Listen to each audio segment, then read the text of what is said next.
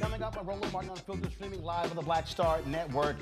Folks, I keep telling y'all, Republicans do not care about poor people. They don't care if they're not pro-life, they're not pro-family. You won't believe the programs they want to cut to avoid a government shutdown. We'll be joined by Congresswoman Jahana Hayes, who sits on the House Agriculture Committee, talking about this last-minute showdown. Also, we'll talk to a black Georgia family fighting to keep their 600 acres of land from eminent domain seizure for a railroad in the middle of their predominantly black community. A black superintendent falls prey to moms for liberty who have taken over school boards across the country. Charleston superintendent gets put on a paid administrative leave after being on the job for less than 3 months. One of the board members will be here to explain what is happening. The Fearless Fund won a massive victory in their court in a discrimination lawsuit today. The federal court in Atlanta will tell you about it. Plus, President Joe Biden becomes the first sitting president to join a picket line. And Vice President Kamala Harris was in Atlanta today for her Fight for Our Freedoms college tour. We'll show you some of what she had to say. Plus, in our Marketplace segment, the co-founders of Approved Jets, a private jet company, will be here to discuss their luxury travel offerings. It is time to bring the funk on Roland Martin Unfiltered on the Black Star Network. Let's go. He's got it. Whatever the miss, he's on it. Whatever it is, he's got the scoop, the fact, the find. And when it breaks, he's right on time and it's rolling. Best believe he's knowing. Putting it down from sports to news to politics. With entertainment just for kicks, he's rolling. It's on go, roll, y'all. It's Roland Martin, rolling with Roland now. He's funk, he's fresh, he's real, the best, you know he's Roland Martin now.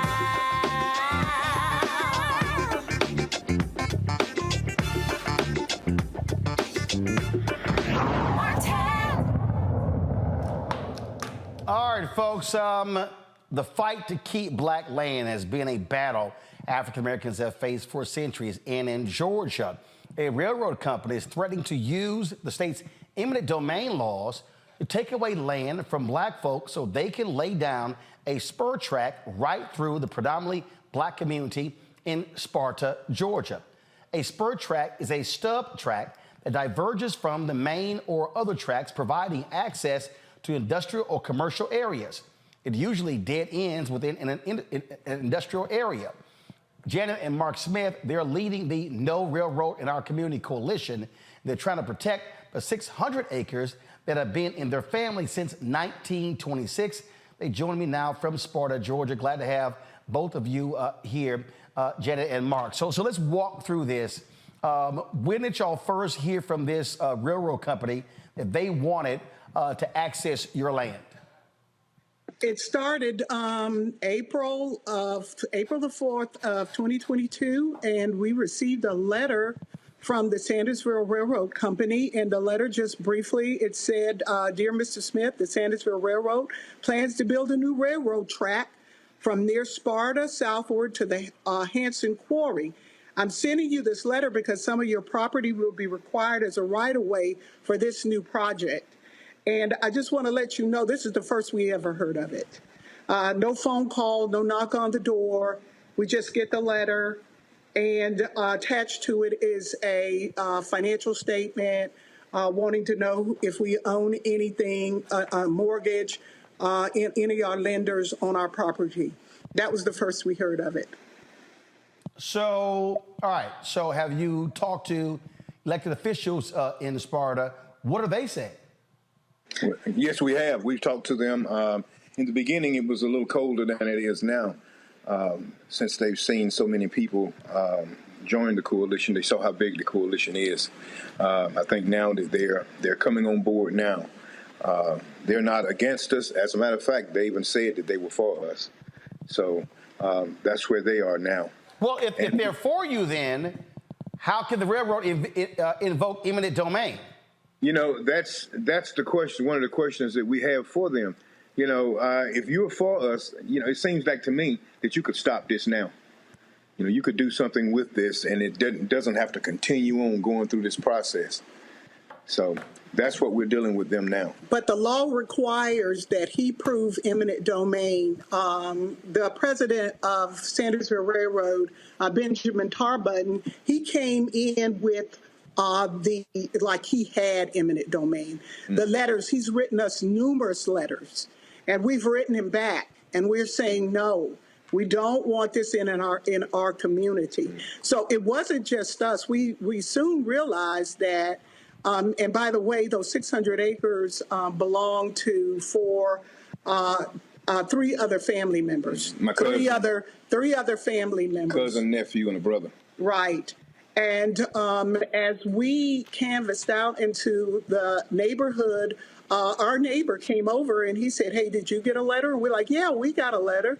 Then we called our family members. We found out they had a letter. And then we soon found out that right now there's 18 property owners being represented by the Institute for Justice. But what our commissioner said was they don't get involved in eminent domain. He has eminent if the state of Georgia says he has eminent domain, he does. And that's how he came in that way, like he had eminent domain. Okay, so we've been fighting him. So the eminent domain. So eminent domain is granted by the state, not the county or the city? Right. By the state, but I think it has to be approved by the county, though. Yes. It has to be approved. But the process starts at the state level, which is where we are right now with the Georgia Public Service Commission. Our hearing is in November. So I guess what's jumping at me here, again, and like I get your point, when you say how he's responding, how he's operating, because they probably have done this before, and his position is, look, we always get our way. Right. Yeah, that's it. Exactly. Mm-hmm. Exactly. When you talk about this coalition, how many people are now part of the coalition?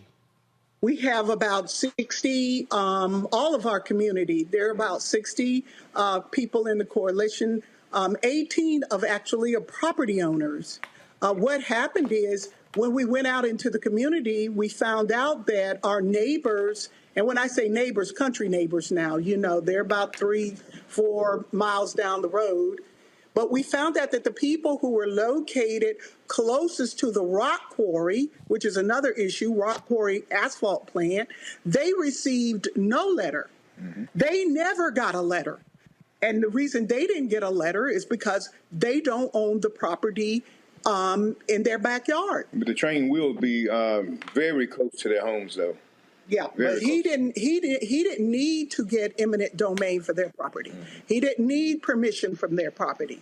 But he has to get ours to get there, to get to it. Right. 18 property owners. So there's 18 property owners who are actually the Institute for Justice, Southern Poverty Law Center, and Ogeechee River Keepers, who are our non-for-profits. They jumped in. We reached out. We reached out to the non-for-profits.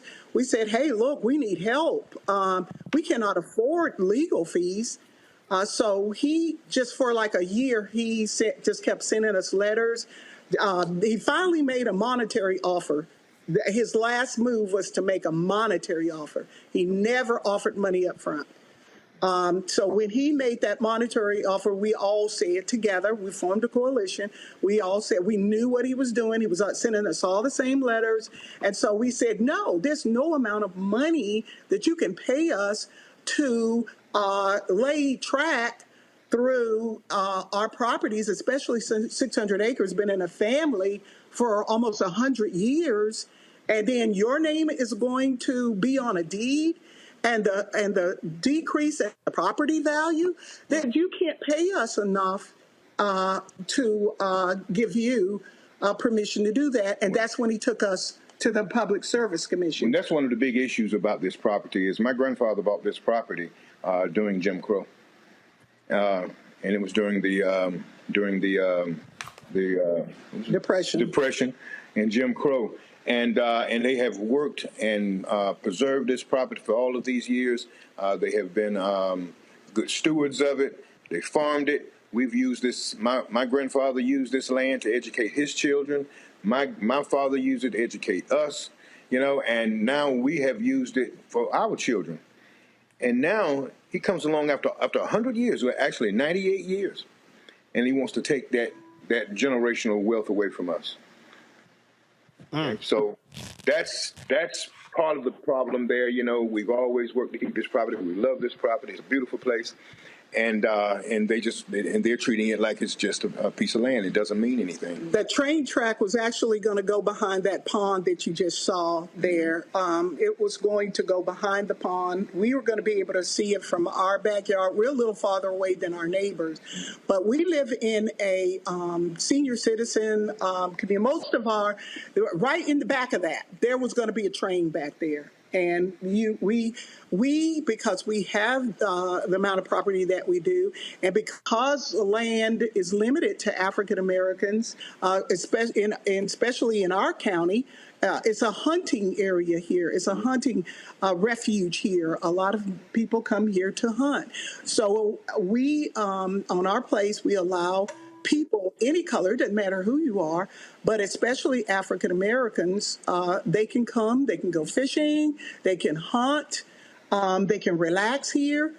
Put a train, that's done. That's not going to happen. Have y'all been in contact with Senators Raphael Warnock and John Ossoff? We have been in contact with Senator Warnock. Yes, we have. And his aide. His aide actually came and spent the day with us. Yes. Yes. How about the other Senator Ossoff? No, we have not been in contact with him. Have y'all reached out, or they have responded? No, we reached out, and there's been no response other than Senator Warnock's aide. When did y'all reach out to Senator Ossoff? No, we did not reach out to him. No. And I'm saying, but are you, look, you got two United States senators. Y'all should be reaching out to both of them. So you should be reaching out to Ossoff too. Yeah. Thank you for letting us know that. That's what we'll do. We will make sure we do that. Like I said, the hearing is in November. What about the state senator and the state rep from your area? Yes, we have. Yes, we did. We reached out. We did. No response. We reached out to our representative, our state representative. And you got no Mac response? Jackson. His name is Mac Jackson. No response. As a matter of fact, when we had a meeting, it was a forum with Tar Button, his whole group, and with our coalition. He was there. Mac Jackson was there, but he was not there in support of us. So you reached out to Representative Mac Jackson, no response. Who is this? He's state rep or state senator? He's a state representative. Who's the state senator? Warnock. No. Warnock is the United States senator. Who's the state senator? Oh, yes, right. We got it. Yes, we have not reached out to him. I know who you're talking about. We have not reached out to him yet. Yeah, so you should reach out to your state senator. You should reach out to U.S. Senator John Ossoff. And then how many times have you reached out to Representative Mac? Is it Mac Jackson? Yes. Yes, we've reached out to him several times. Mm-hmm. Several times. Okay. Yes. He happens to be in the same town as Benjamin Tar Button. He lives in the same town. He lives in the same town. The night we had the town hall meeting, he walked right past me. I said, "Oh, you're here for us. Good." He walked right past me. He was there for Tar Button. He was there for Benjamin Tar Button. They live in the same town together. That's his hometown. Sandersville, Georgia. So hold on just 1 second. I just want to make sure for our audience, and y'all should be able to see this. This right here, Hold up. Oh, we should pull up in a second. Give me 1 second. This is Matt Jackson right here. Mm-hmm. That's him. Yes, sir. All right. Well, we certainly going to reach out to him and find out why, what's his position on this and why he has not responded to y'all. Okay. All right. Now, I personally talked to him on the phone. I've seen him 2 or 3 times. And what did he say? He said he don't know anything about it. He didn't, And we know he does. He said I'll investigate. And I haven't heard anything from him. And we've been going on since April the 4th. This has been going on. I write a monthly column, and Benjamin Tarbun, the president of Sandersville Railroad, Matt Jackson, they both get it. They see it. We have prayer rallies once a month in front of our courthouse. They know we've been protested, but we haven't heard anything from Matt Jackson. Okay. Well, we'll find out as well. Well, we appreciate that. Keep us abreast what happens with this story, okay? All right, thank you. All right, Mark and Jana Smith, we appreciate it. Thanks so much. We'll be back on Roland Martin Unfiltered right here on the Black Star Network. Hatred on the streets, a horrific scene, a white nationalist rally that descended into deadly violence. White people are losing their damn minds. As an angry pro-Trump mob storms the U.S. Capitol, we've seen shutdown. We're about to see the rise of what I call white minority resistance. We have seen white folks in this country who simply cannot tolerate black folks voting. I think what we're seeing is the inevitable result of violent denial. This is part of American history. Every time that people of color have made progress, whether real or symbolic, there has been what Carol Anderson at Emory University calls white rage as a backlash. This is the rise of the Proud Boys and the Boogaloo Boys. America, there's going to be more of this. Here's all the Proud Boys, guys. This country is getting increasingly racist in its behaviors and its attitudes because of the fear of white people. The fear that they're taking our jobs, they're taking our resources, they're taking our women. This is white fear.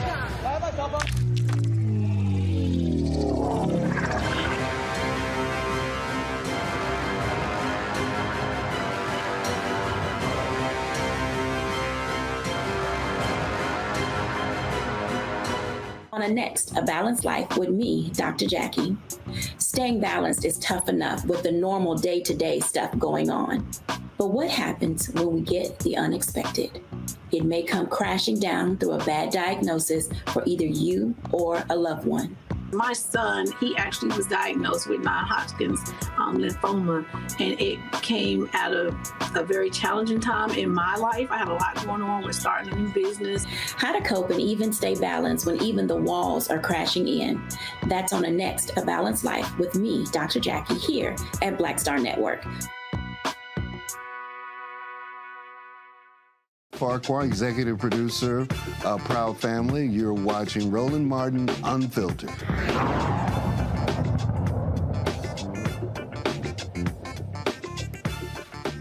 All right, folks, going to bring in our panel right now. Dr. Mustafa Santiago Ali, former senior advisor for environmental justice at the EPA out of D.C. Dr. Larry J. Walker, assistant professor, University of Central Florida. Out of Florida, Dr. Yambe Carter, associate professor, University of Maryland School of Public Policy out of Washington, D.C. You know what? We see these things, Mustafa, all the time where folks use the power of eminent domain. Politicians, they align with business interests all the time. But we're seeing more and more of these stories of black folks, again, being targeted for their land.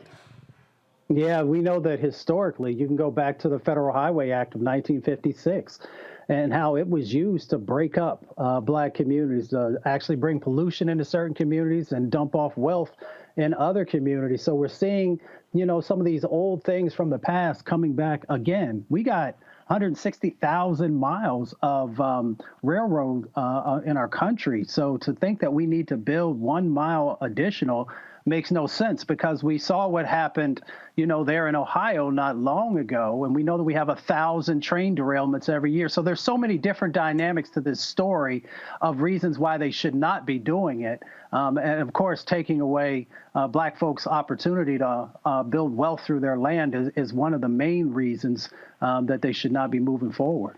And that right there is really what jumps out, Nyambi. You're stealing black wealth. And for this guy, and go back to my iPad, I really want to know what the state representative, Jackson, has to say. I mean, you've heard them say they reached out, they tried to talk to him, and nothing. He owes those people an answer. And you know what? If you don't stand with them and support them, that's fine. Say it. Mm-hmm. Absolutely. And I think this is the point that Mustafa was making. Our communities are always seen as expendable, that there's always some price if we get paid at all, that our communities just don't matter as much to us, that we don't care about these things, that we don't have sentiment attached to these spaces. And I think, you know, whether we're looking at Durham or Detroit or any other major cities, Miami, right, Black communities are decimated all the time. And here you have this family that is talking about there is no price. And yet you still have this person pushing to build the technology that, quite frankly, isn't very useful for some of the reasons that Mustafa talked about, and the fact that we've disinvested from the infrastructure that we already have. So to do this, I think is just going to be a catastrophe and a real injustice to this family. And I agree with you that this representative owes these people at least an acknowledgement of their complaint or why he thinks this is a good idea to build this train track on their land. And as they say, devalue their land and provide or cause a environmental breakdown to that community. Larry? Yeah, this is a really interesting and sad story, Roland, but it's consistent we've seen throughout U.S. history. You know, first of all, the couple highlighted that in terms of, you know, land ownership, there are not that many Black folks that own that amount of land, acres of land anywhere in the United States. It's also important to note that, like he said, it was purchased during Reconstruction. And in addition to that, we can think about all the Black folks that had purchased land, had hundreds of acres of land years ago. And we've seen what's happening with this corporation. Essentially, that money, that land was taken away from either by the federal or state government or other private entities like we see. I think one of the other troubling things about, you know, this case is that based on the law that it's not the state, you know, the state can come in terms of eminent domain, but also that somehow corporations can kind of, you know, come in and initially take steps to, you know, take away their land. That Georgia law needs to be changed because I don't know if any other state has that particular law. But once again, we need to hear from this state representative who is a Black man who is sitting idly by while these Black folks try to hold on to the land that they have had for almost 100 years. It's not acceptable. And it's important why they're on the show. And Roland, I hope we continue to support them and find out what's going on as this story unfolds. We've seen similar stories, Mustafa, other parts of the country, a sister in Tennessee, again, Georgia. I mean, I get emails all the time. And so I don't think people understand the literal assault that Black folks are under. And remember, we were run off of millions of acres of land because of Jim Crow and racism, the Klan.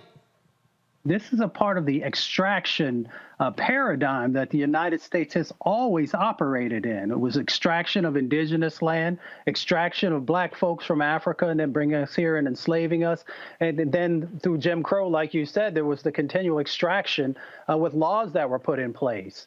But we also have some power in this situation. There's a Public Service Commission. We talked about it on a previous show, but let me just bring that into this conversation because that is a set of individuals who are actually elected. And there was actually a brother who was running for the Public Service Commission there in Georgia. And we were continually trying to get people to understand the power that existed inside that position and why folks should be voting.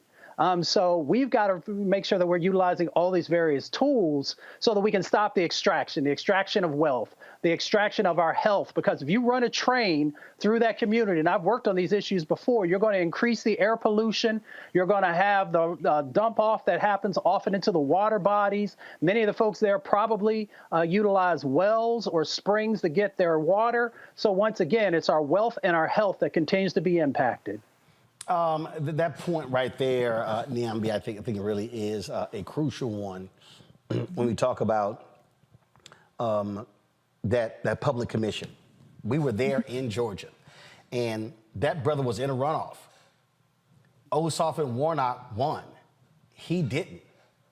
And at all of those rallies we were covering, he was speaking at those rallies. He was there. And so this is one of those things where I'm trying to get people to understand you got to pay attention to all of these races. And so if you're in Georgia right now, you're like, man, this is a damn shame what's happened to this family, but you didn't vote for that public commission, but you voted for Warnock and Ossoff. This is what happens. Mm-hmm.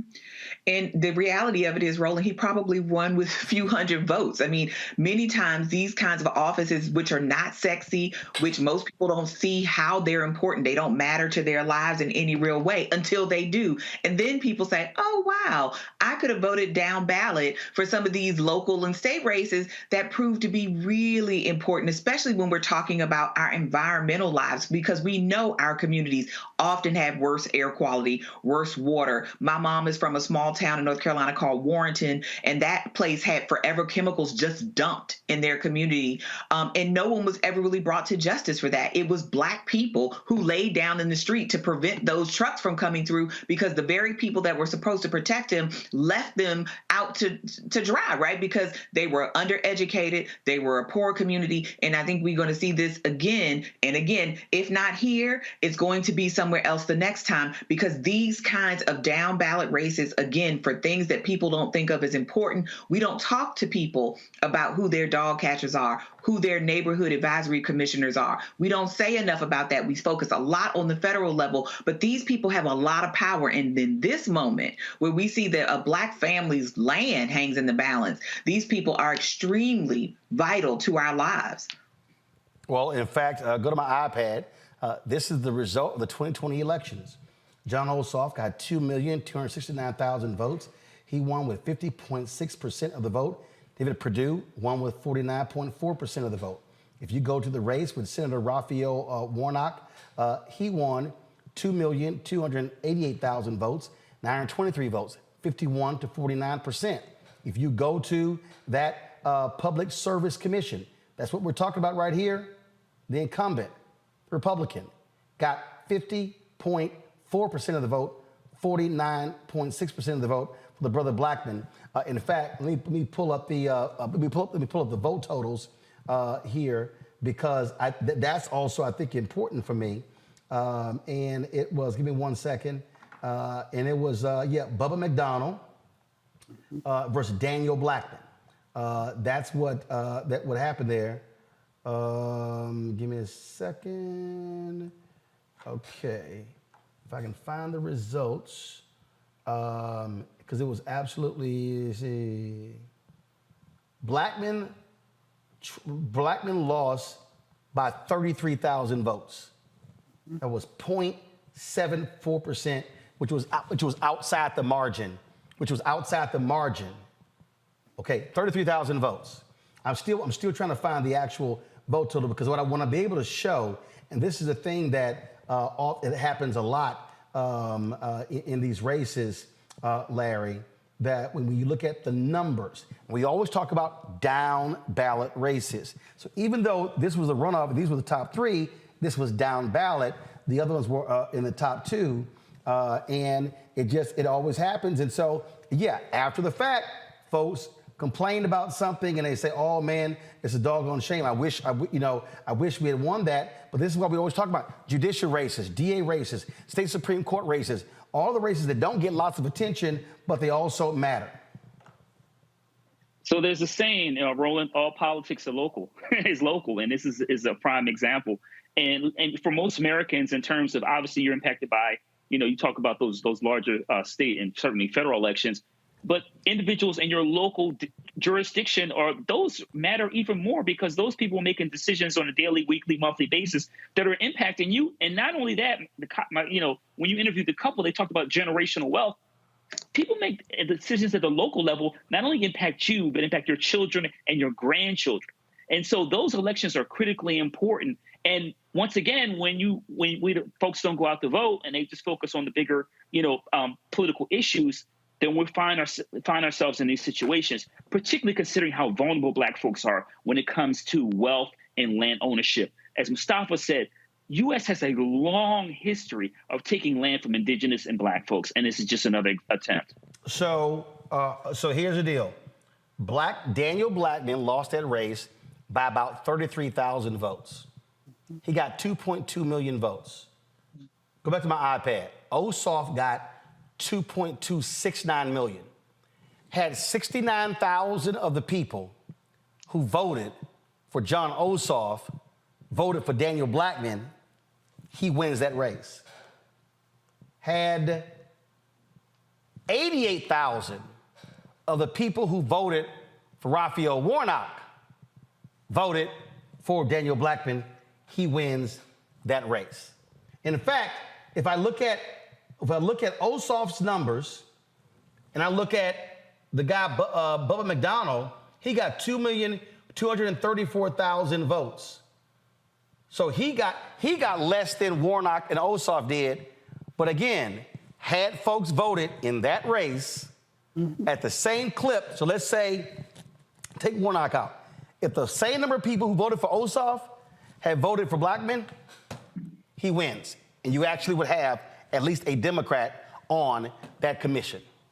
Folks, every single race matters, and it doesn't matter until you need it to matter.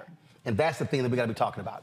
All right, gotta go to a break. We'll be back on Roland Martin Unfiltered, the Black Star Network. Don't forget to support us in what we do. First of all, if you're on YouTube, hit the like button right now, folks. Hit the like button because it impacts our algorithm. Also, support us with our Bring the Funk fan club.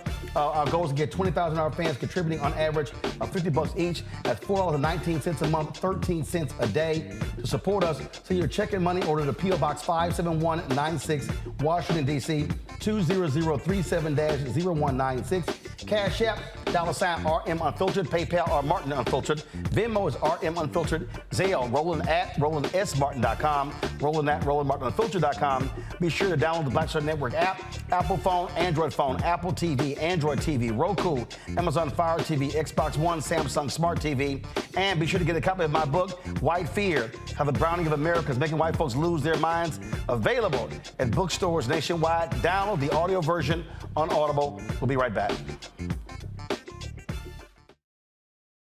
Next on the Black Table with me, Greg Carr. Democracy in the United States is under siege. On this list of bad actors, it's easy to point out the Donald Trumps, the Marjorie Taylor Greens, or even the United States Supreme Court as the primary villains. But as David Pepper, author, scholar, and former politician himself says, there's another factor that trumps them all and resides much closer to many of our homes. His book is Laboratories of Autocracy, a wake-up call from behind the lines. So these state houses get hijacked by the far right, then they gerrymander, they suppress the opposition, and that allows them to legislate in a way that doesn't reflect the people of that state. David Pepper joins us on the next Black Table, here on the Black Star Network. When you talk about blackness and what happens in black culture, we're about covering these things that matter to us, speaking to our issues and concerns. This is a genuine people-powered movement. There's a lot of stuff that we're not getting. You get it, and you spread the word. We wish to plead our own cause. Too long have others spoken for us. We cannot tell our own story if we can't pay for it. This is about covering us. Invest in black-owned media. Your dollars matter. We don't have to keep asking them to cover our stuff. So please support us in what we do, folks. We want to hit 2,000 people, $50 this month, raise $100,000. We're behind 100,000, so we want to hit that. Your money makes this possible. Checks and money orders go to P.O. Box 57196, Washington, D.C., 20037-0196. The Cash App is $RM Unfiltered. PayPal is R Martin Unfiltered. Venmo is RM Unfiltered. Zelle is Roland@RolandSMartin.com. Me, Sherry Shepard, and you know what you're watching, Roland Martin Unfiltered.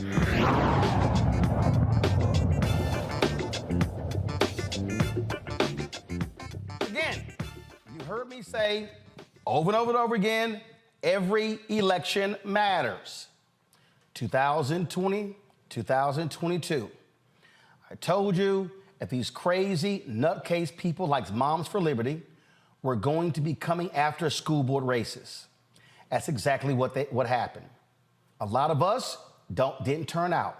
A lot of us didn't vote. And all across the South, Florida, North Carolina, South Carolina, and other places, These Moms for Liberty candidates have been taking over school district boards, and one of the first things they've been doing is firing black superintendents.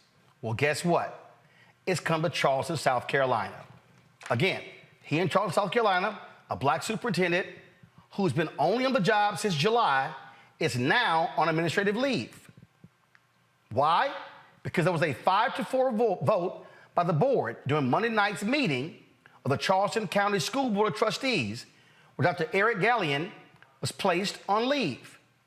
One of the board members who voted against placing Gallion on leave joins us from Charleston, Courtney Waters. Courtney, glad to have you on Rolling Martin Unfiltered. He was supposed to present a report of what he's been doing, plan of action, since taking over. Never got a chance to do that, correct? He eventually did that after he had been placed on administrative leave. He actually suffered the indignity of having to continue that meeting. So you're on the board. Any reason given why he's on administrative leave? Yes. Essentially, there was a claim made by an employee, and he was put on paid administrative leave as that claim is being investigated. There's a claim. Is it workplace harassment? Is it he was mean to them? It is hostile work environment. Okay, so one employee makes a claim of a so-called hostile work environment, and the action of the board is to immediately go to administrative leave? Is that what normally happens? No, never. So typically there are numerous processes that are followed prior to taking any action against the superintendent, but this was done under the guise of protecting him so that he could be away from her as this investigation continued. But it's very important to name that just 2 weeks ago at a meeting, there was an executive session called at the last minute to discuss his contract. And during that time, we discussed several different items, reasons why he might be terminated. And so this has been a calculated effort. Okay, did he just get the job in July? He just got the job in July. So all of a sudden, we got massive problems? Sure.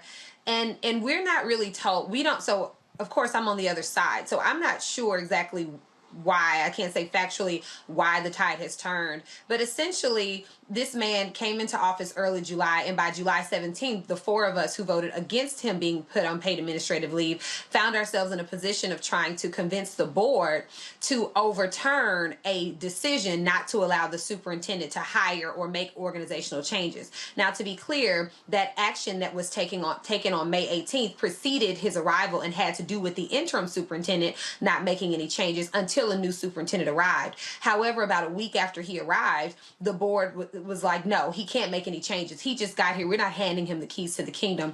And so what is assumed in the community is that there was some conversation had or maybe some information shared about, him that made the Moms for Liberty faction of the board believe that he would be a radical, and they started to oppose every change that he's tried to make in this district. I'm confused because normally when somebody is named superintendent, you actually hire them to run the district. You hire them to make changes. You hire them so they can hire people and hire staff. You don't hire somebody to be superintendent and then have the board of trustees basically run the school district. Not only that, but our policies actually say that we are supposed to operate at a policy level, and we are not supposed to deal in the strategic choices or the administration of the district. And so, of course, his contract says that he's allowed to manage the district in all the ways that are required. He's allowed to choose staff. He's allowed to fire staff. But this board has put an action in place that actually contradicts our policies and his contract. Okay. Wait a minute. So you sign somebody to a contract to do the things that you're supposed to do to lead the contract, and then when he signs the contract, then they go, nah, forget what the contract says. We ain't let you do any of that.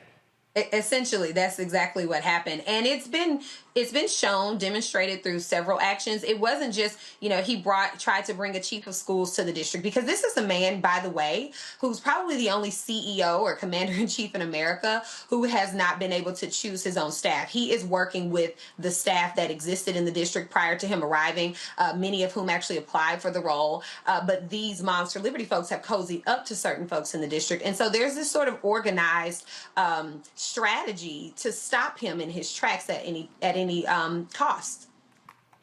This is so.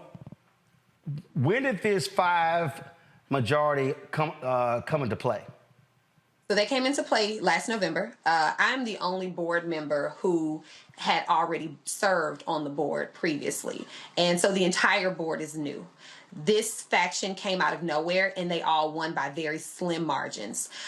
Every one of them ended up, all but 2 of them, ended up in a race where there were multiple candidates who were much more moderate or left-leaning, and they split all of the votes, and these folks edged in at very slim margins. Wow. Questions from our panel. Nyambe, you first. Hi, Courtney. Thank you for joining us.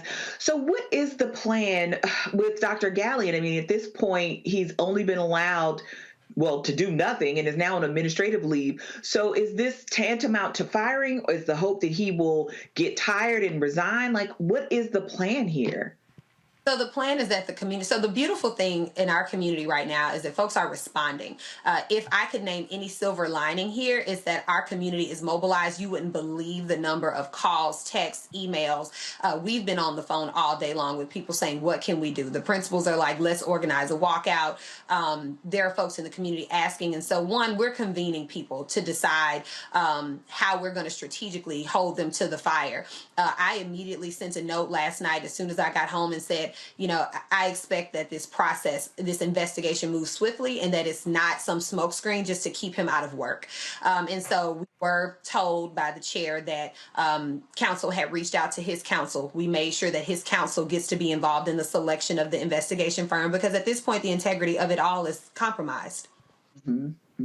Thank you. Larry. Yeah, sure. Thank you for, coming on the show. I guess my question is, it sounds like legally, and look, I'm not a lawyer, but it sounds like you talked about his contract. It sounds like the board could be in breach of contract and find itself in a serious situation when it comes to liability. What are your thoughts about that? So my thoughts are, these are taxpayers' dollars, and most of the taxpayers agree that it was a huge waste of resources to go through a search and then hire a man at a very significant salary and then decide it doesn't matter. However, what people need to understand about these Moms for Liberty folks is that they've got a very clear agenda and assignment, and none of that matters to them. How much money they spend on this doesn't matter nearly as much as when they scrutinize academic programs that they then reject or narrowly pass through, because their assignment is, we are going to control who is working on behalf of children, what information is presented to them, and they are doing this systematically through committee work, through policies, et cetera. So it doesn't matter that we are going to be on the losing end of a lawsuit, because the objective is clear. It's not education related, but it is a very clear objective. Mustafa.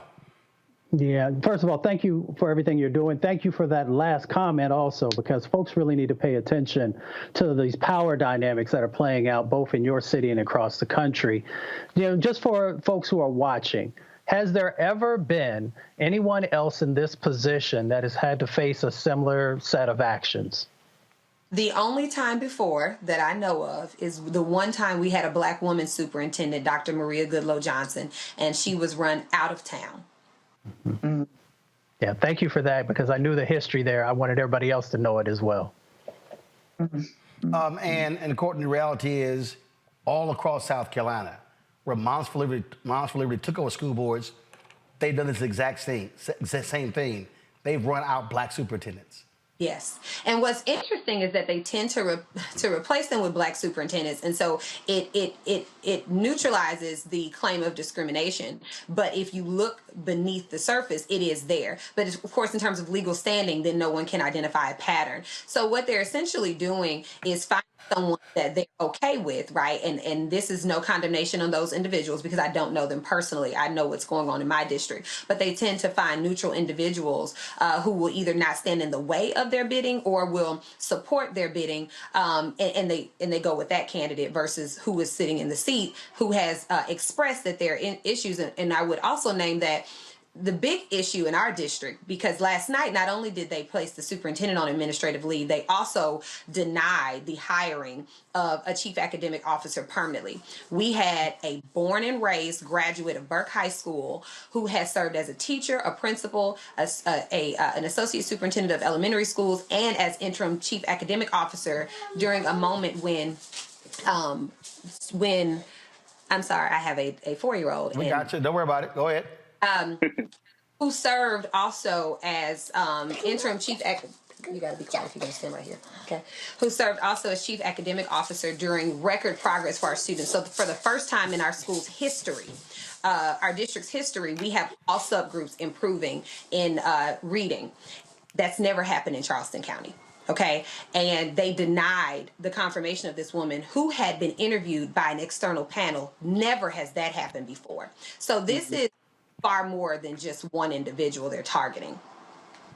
Again, this is what happens, and I keep saying to our people, when we do not maximize our vote, these folks are able to squeak in, take over, and then they control power.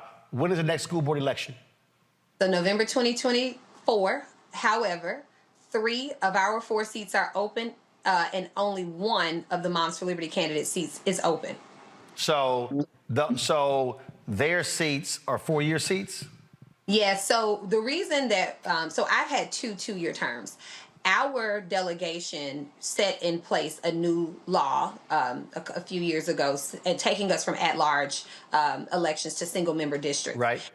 That it was decided that all of the even-numbered districts would start with 2-year terms and the odd-numbered districts would have 4. And so they knew that. They had laid this plan long ago, and they made sure that they got their candidates in those longer-term seats while our community really wasn't paying attention to that level of strategy. So those seats are not up till 2026?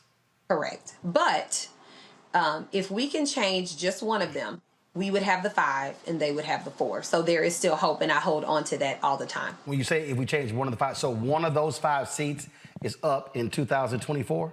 Yes. Gotcha. All right. Well, certainly keep us abreast of that particular seat because, and like I keep saying, there has to be, again, long-term thinking when it comes to these races. Courtney, we certainly appreciate it. Good luck. Keep us abreast of what happens to this brother. Thank you. Thanks a lot. All right, folks, going to go to the break. We'll be right back. I'm Roland Martin Unfiltered on the Black Star Network. We're going to talk about Republicans. I told y'all these people ain't pro-life. They ain't pro-family. They ain't pro-America. They ain't patriotic. Wait until I explain to you what they want to cut in order to get a debt ceiling deal. It ain't got nothing to do with the Defense Department. They're attacking poor people, children, and women. That's next. I'm Roland Martin Unfiltered.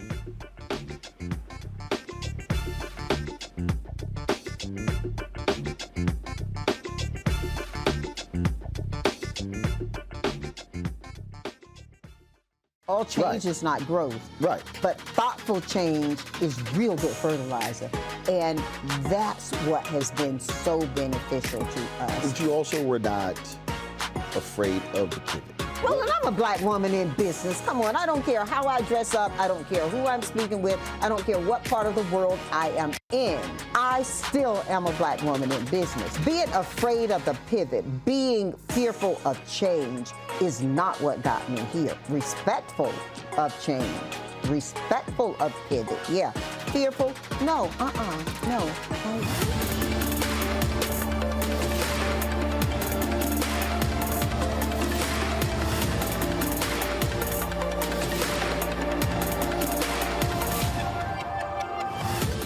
Next on The Frequency with me, Dee Barnes, the amazing Drew Dixon. She gives us the details behind the HBO documentary that shed light on the alleged sexual assaults by Russell Simmons. And we're talking about the Netflix documentary, Ladies First, right here on The Frequency on the Black Star Network. On the next Get Wealthy with me, Deborah Owens, America's Wealth Coach, less than 5% of the top executive positions in corporate America are held by women of color. We know it's not because of talent. A recent study says that it's microaggressions, unconscious bias, and limited opportunities being offered to women of color. On our next show, we're going to get incredible advice from Francine Parham, who's recently written a book sharing exactly what you need to do to make it up into the management ranks and get the earnings that you deserve. I made a point to sit down and I made a point to talk to people. And I made a point to be very purposeful and thought-provoking when I spoke to them. That's right here on Get Wealthy, only on Black Star Network. This is Essence Atkins. Mr. Love King of R&B, Raheem Devon. It's me, Sherry Shepard, and you know what you watch. You're watching Roland Martin, Unfiltered.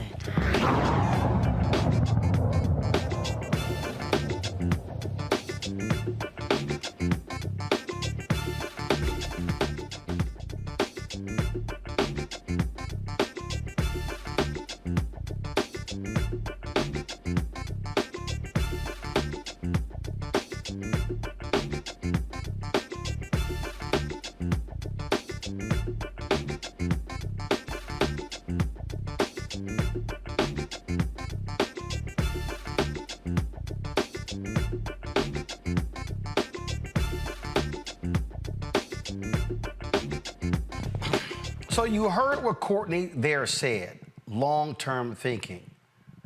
That's what Moms for Liberty, they've been doing. Steve Bannon said after the 2020 election, they were going to be going after these school board races. There is a clear and defined plan of attack by these right-wing folks, well-funded, to go after these institutions. This is what I keep telling us. And I keep hearing people sit here give me all these excuses about who's not doing what. And so what now happens? When they take over school boards, they control the superintendent. They control the contracts. They control the hiring. They control the curriculum. They control the hiring of teachers. They control all of these things. So all this, when you see these banning of books and things along those lines, school boards. This is the education of our children. You look at a lot of these places in South Carolina, these are majority black areas. And you've got white folks now controlling these boards. At some point, Larry, our folks are going to have to understand that we're in the exact same battle as we were during Jim Crow, during the early 70s.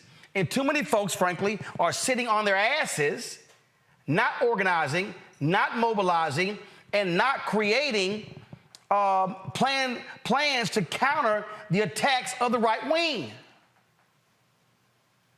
You're absolutely right, Roland. And the thing about it is, you know, we talk about, you know, these, particularly obviously now these local elections. The United States is in steep decline. And I don't think people really understand. We're talking about Moms for Liberty. This is, before we talked about the issues relating to Tea Party, you know, when it comes to Obama, during the Obama administration, this is consistent in terms of when you see when countries have, Democratic and then find a decline, whether it's the local, state, or federal elections. And so, but we need Black folks to come out and vote, because the next year, it's going to be critical. Whether we consider we're still, considered a democracy or a totalitarian nation that's ruled by individuals who don't care about Black, who don't care about Latinx folks, members of the LGBTQ plus community, anyone who is different. They will other you, and then all your rights will be stripped from you. And it essentially will have is minority rule. That is not a democracy. And if folks don't consistently come out to vote, not just next year, but every election cycle, 2 to 4 years, then we will find ourselves in a situation. We're essentially fighting. It's like we're fighting against the tide. And it's critically important that we're engaged, that we fund the candidates that will definitely address the issues that concern the members of the Black community, and that we consistently vote, not just next year, but every election cycle after. You know what? There's this great scene, Niambi, from Scandal, where the Joe Morton character is talking to Kerry Washington, where he says, you're running around in a field of bombs that are going off, and you act like it's a field of daisies. Mm-hmm. And that's what a lot of people are doing. And the reason, and I know there's somebody watching, and I see y'all comments on the boards. They keep saying, well, Roland, it's not just Black people. But I keep saying, if you look at these areas where you have a lot of Black folks, our numbers are piss poor. In fact, perfect example, Tammy Sawyer dropped this. Let me just show you this here. This is an example of what I'm talking about. There's a mayoral race happening right now in Memphis. Right now in Memphis. We saw what Republicans did there in Nashville, where they split Nashville into 4 congressional areas, trying to strip authority. Memphis is a Black city. Listen to the voting totals thus far during early voting. Go to my iPad. That's the number of people in Memphis who have gotten out and voted. Slow with it. Come on. 6%. That's the number of people in Memphis who have gotten out and voted in early voting thus far. You've got 5 days, Tuesday through Saturday this week, to get out and vote yourself. Memphis, whoever is the next mayor, will impact our city for the next decade. We're talking economic reform. We're talking criminal justice reform. We're talking about impacting our schools and, most important, our youth. If you're worried about crime and potholes, take 5 minutes and make a decision. 6%. Let's get that number up, y'all. It takes 5 minutes, and you can take somebody with you. Every day this week, I'll be posting another clip from one of the 5 interviews that I was able to do with candidates for Tammy Sawyer Talks: Van Turner, J.W. Gibson, Michelle McKissick, Paul Young, and Reggie Hall, so that you can make an informed decision. Tammy Sawyer Talks has been really excited to be a part of this process. I have been excited to be a part of this process and sit down with candidates. We'll be continuing to do coverage throughout the week, including covering the impact of the indictment of 9 officers for the murder of Gershon Freeman at 201 Poplar. So continue to stay tuned, but also get out and choose somebody. I'm not going to tell you who to choose. I'm going to tell you to be informed. I'm going to tell you to get out and vote. 6%. Let's put a 1 in front of that. Let's get to 16% by the end of early voting, okay? And then next week, let's get to 96%. I believe in you, Memphis. Let's do this. Get out and vote. Right there. I'm sorry. There are no excuses.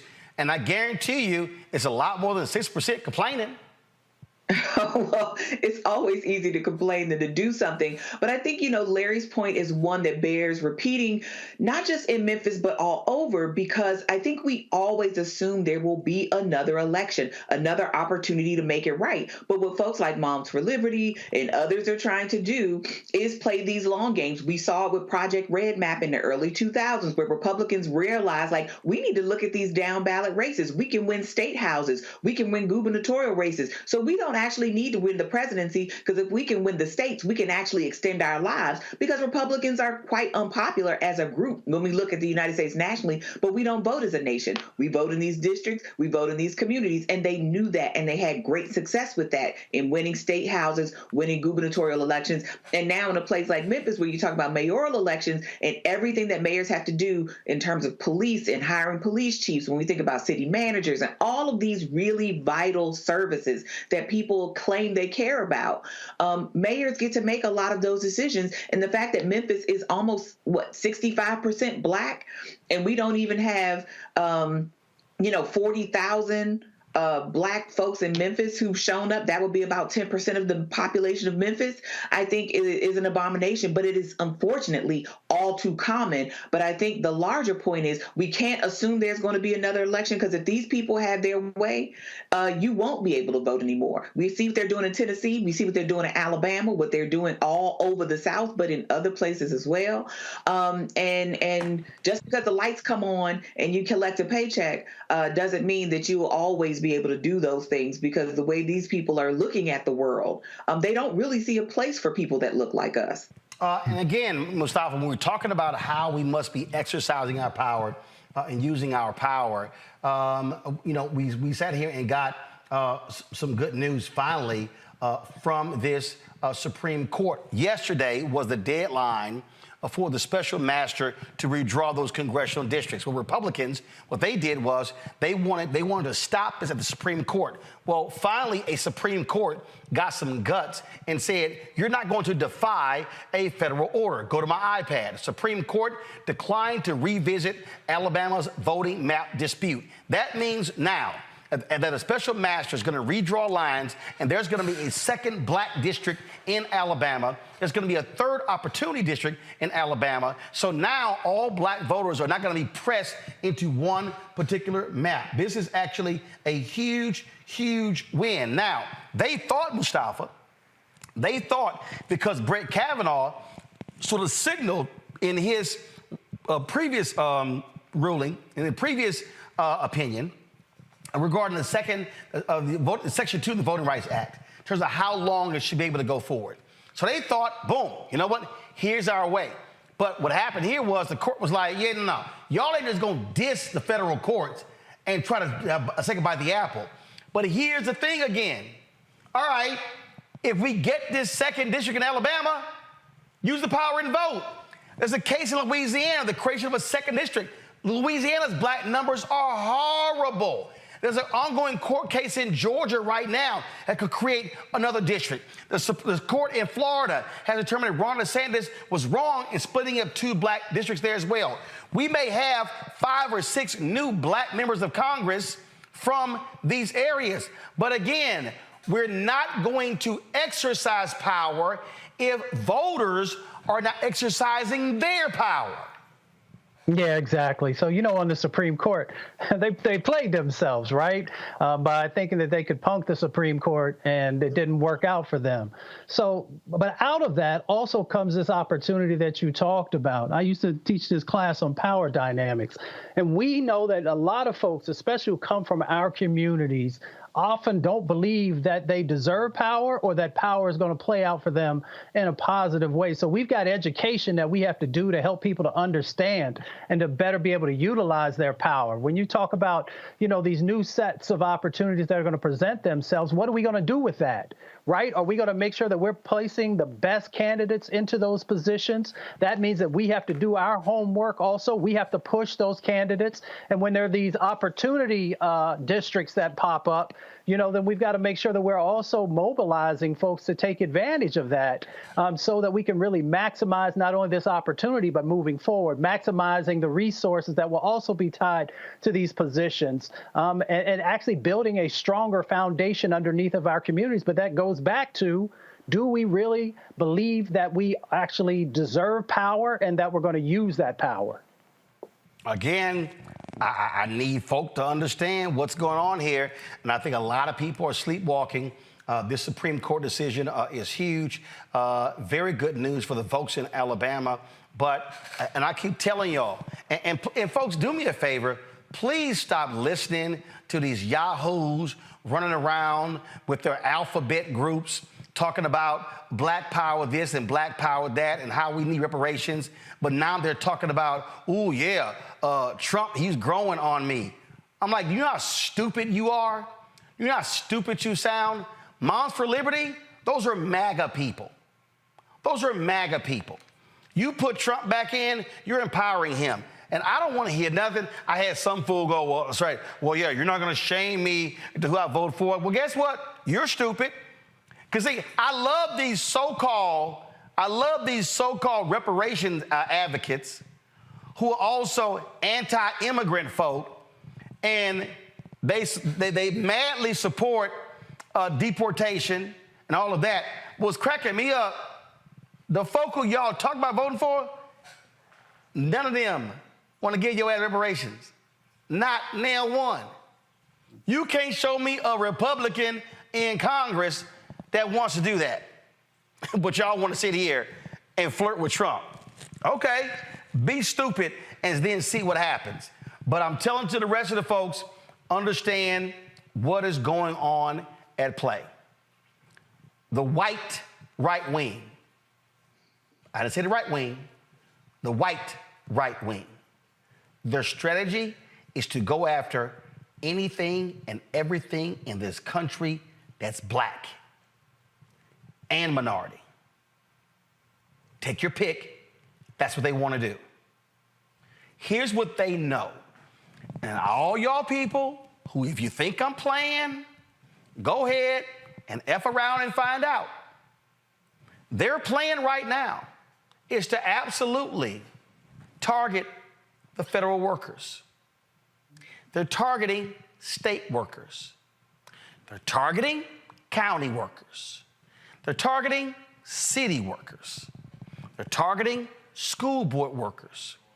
African Americans disproportionately have high five-figure and six-figure jobs in government because we've been frozen out of corporate America. So when you hear these yahoos come here with their smaller government, that means getting rid of your black ass and your mama and your daddy and your aunts and your uncles and your cousins. That's their game plan. Right now, Trump and his nutcase Republicans, they are literally drawing up plans. Axios has reported this. Politico has reported this. The New York Times has reported this.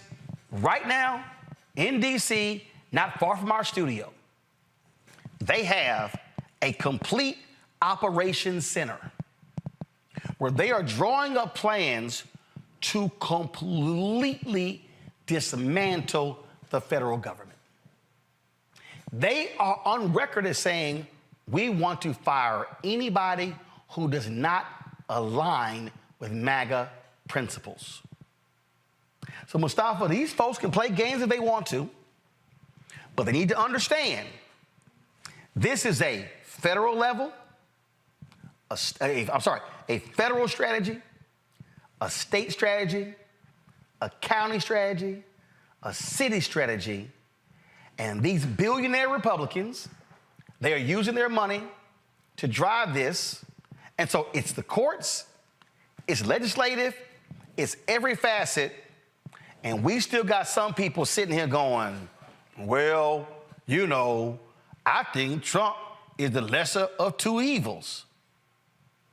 Biden has put more black women on the appellate bench than all other presidents combined.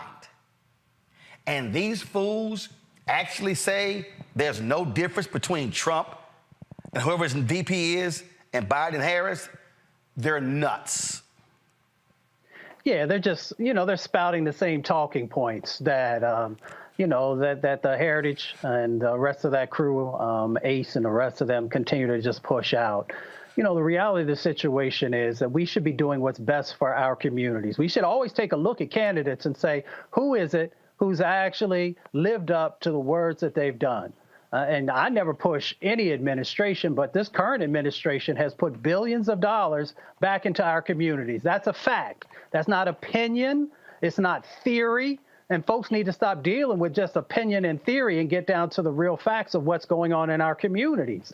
So if you say that you love black people, then act like it and make sure that you're actually doing your research about who has actually helped to make change. Now, that doesn't mean that we should not push the Biden administration to continue to do better, or any administration.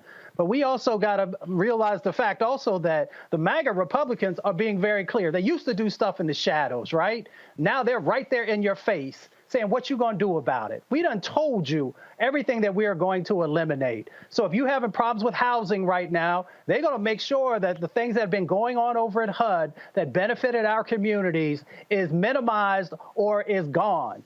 The things that happen over transportation, making sure we have transportation policy that's no longer disproportionately impacting our communities, they're going to get rid of that. When you look at the Environmental Protection Agency and all the black and brown folks are walking around with all these diseases because you've been breathing in toxic air and drinking toxic water, they tried when Trump was in to actually eliminate environmental justice. And then enough of us got together and pushed back and stopped them. But they're going to get rid of it this time if you give them a second bite at the apple, because they're much more strategic now. now. They know how the government works, they know where the levers are, and they know how to eliminate your ability to have anything positive happen inside of our communities. So if you want to play around, you go ahead, but you also look your children in the eyes and you look your grandmother in the eyes when those benefits that they needed are no longer there because you wanted to take and, play around in these types of situations. This is not a game. I talk to all kinds of people on Capitol Hill in these strategy sessions, but I'm also out there in the streets working with over 1,000 communities in my career. So I wouldn't come on TV and tell you something that wasn't true. But there's a whole bunch of other people. I don't know where they're getting their funding from. I don't know what their agenda is, but they're sharing with you things that is not beneficial for our community and will end up killing Black people, will end up making Black people sick, and will continue to extract wealth from our communities if we don't check individuals who are saying things and doing things that is not going to help us to move forward in this decade. And for people to understand Niambi, to like literally understand how deranged these people are, keep in mind the number of Black people in Alabama. This literally is the statement from the Republican Alabama Attorney General, seething at the Supreme Court ruling. But I want people to see the first line of his statement. Go to my iPad. My fellow Alabamians, no. What it should say is my fellow white, right-wing, conservative, Republican Alabamians. Because clear, the white attorney general, the white Republican attorney general of Alabama don't give a damn about Black people, because this is what he literally says. The state will now be encumbered with a racially, go to my iPad. The state will now be encumbered with a racially gerrymandered, court-drawn map for the 2024 election cycle. I'm sorry. Y'all asses got busted because you dissed Black people. You ignored Black people. You packed Black people. And the courts busted your racist maps. So I love it how the racist map makers now want to call it racist that they got busted. Back to my iPad. This fool writes, and it should say again, the white right-wing Alabama legislature, because it was Republicans, it wasn't the Democrats, passed a, quote, fair and reasonable map in 2021 that mirrored what multiple federal courts had blessed in years past. When the U.S. Supreme Court held that the map likely had discriminatory effects, the legislature went back to the drawing board and settled on a map that took out the purported discrimination and applied neutral principles fully and fairly. That's a lie. Y'all, it's a straight up lie. It is now clear that none of the maps proposed by Republican supermajorities had any chance of success because y'all are racist, because y'all were dissing the Black people. I love this. Treating voters as individuals would not do. Actually, Supreme Court was saying one man, one vote. So they actually were saying individuals. Back to my iPad. They then go, instead, our elected representatives and our voters must apparently be reduced to skin color alone. Yes, y'all said white was right. You. Go back. No Alabamian, Black, white, Republican, Democrat can look at the court-drawn maps that will soon be imposed on us and see anything other than the prioritization of race above all else. No, nice try. These, Niambi, if you read further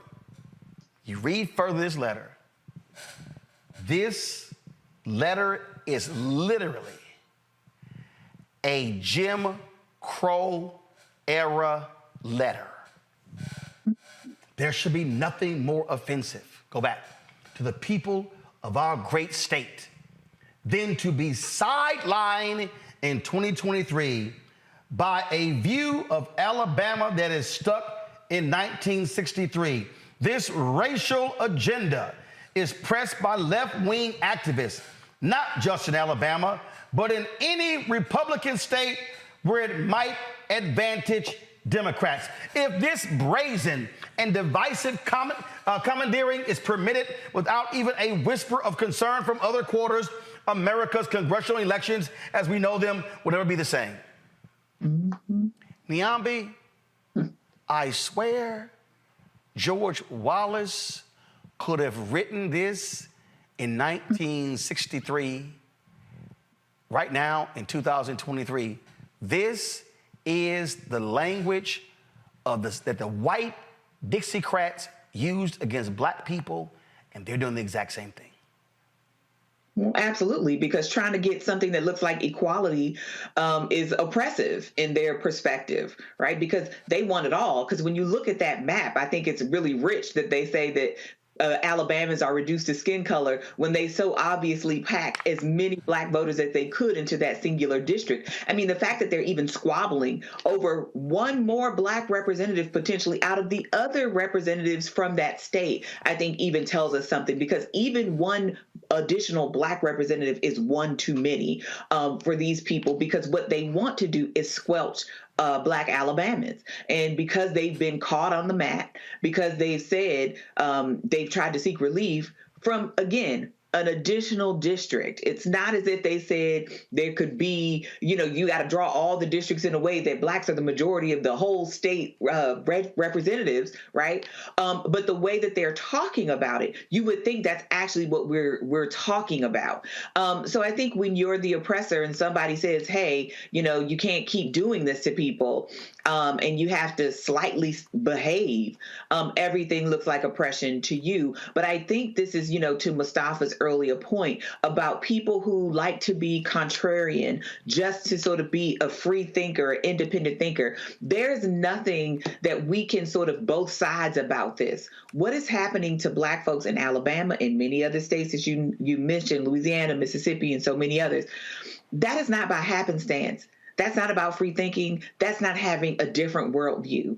In many cases, these people do not see a world where black people should have any place at the table, where black people should wield any kind of power. And if we are not careful, some of us will both sides ourselves into the grave, because these people are not happy for us to sit at the table, but they are happy to use our votes. They are happy to use our shields. They're happy to use our faces, our likenesses, our art, or any other thing to sell this vision that just does not exist, right? This vision of color blindness, which, lo and behold, always leaves us with the short end of the stick, always with less than, always, in some cases, with nothing.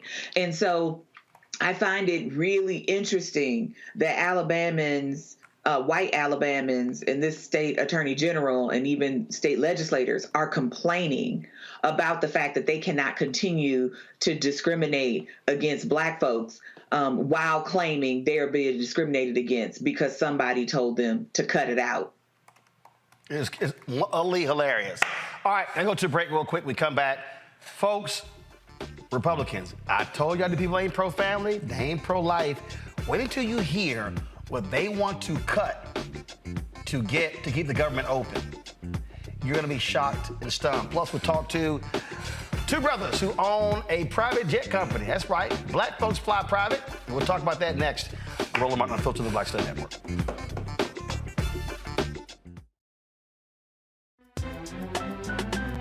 I'm Faraji Muhammad, live from LA.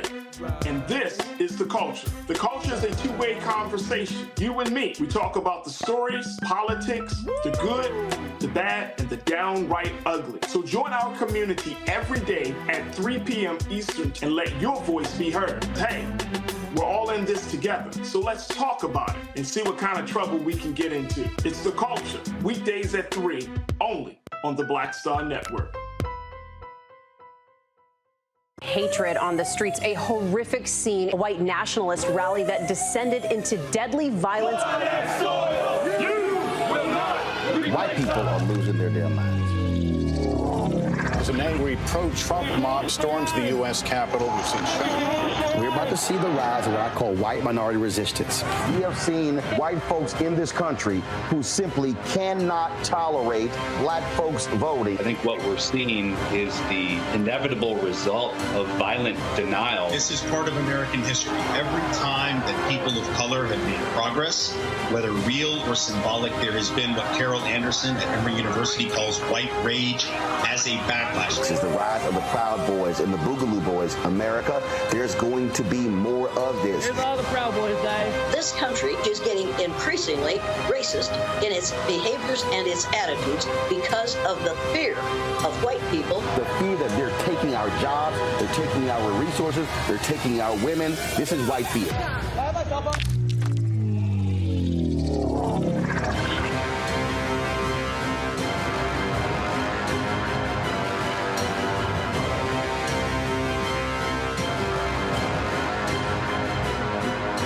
Next on The Frequency with me, Dee Barnes, the amazing Drew Dixon. She gives us the details behind the HBO documentary that shed light on the alleged sexual assaults by Russell Simmons. And we're talking about the Netflix documentary, Ladies First, right here on The Frequency on the Black Star Network. Hey, it's John Murray, the executive producer of the new Sherry Shepherd Talk Show. You're watching Roland Martin, Unfiltered.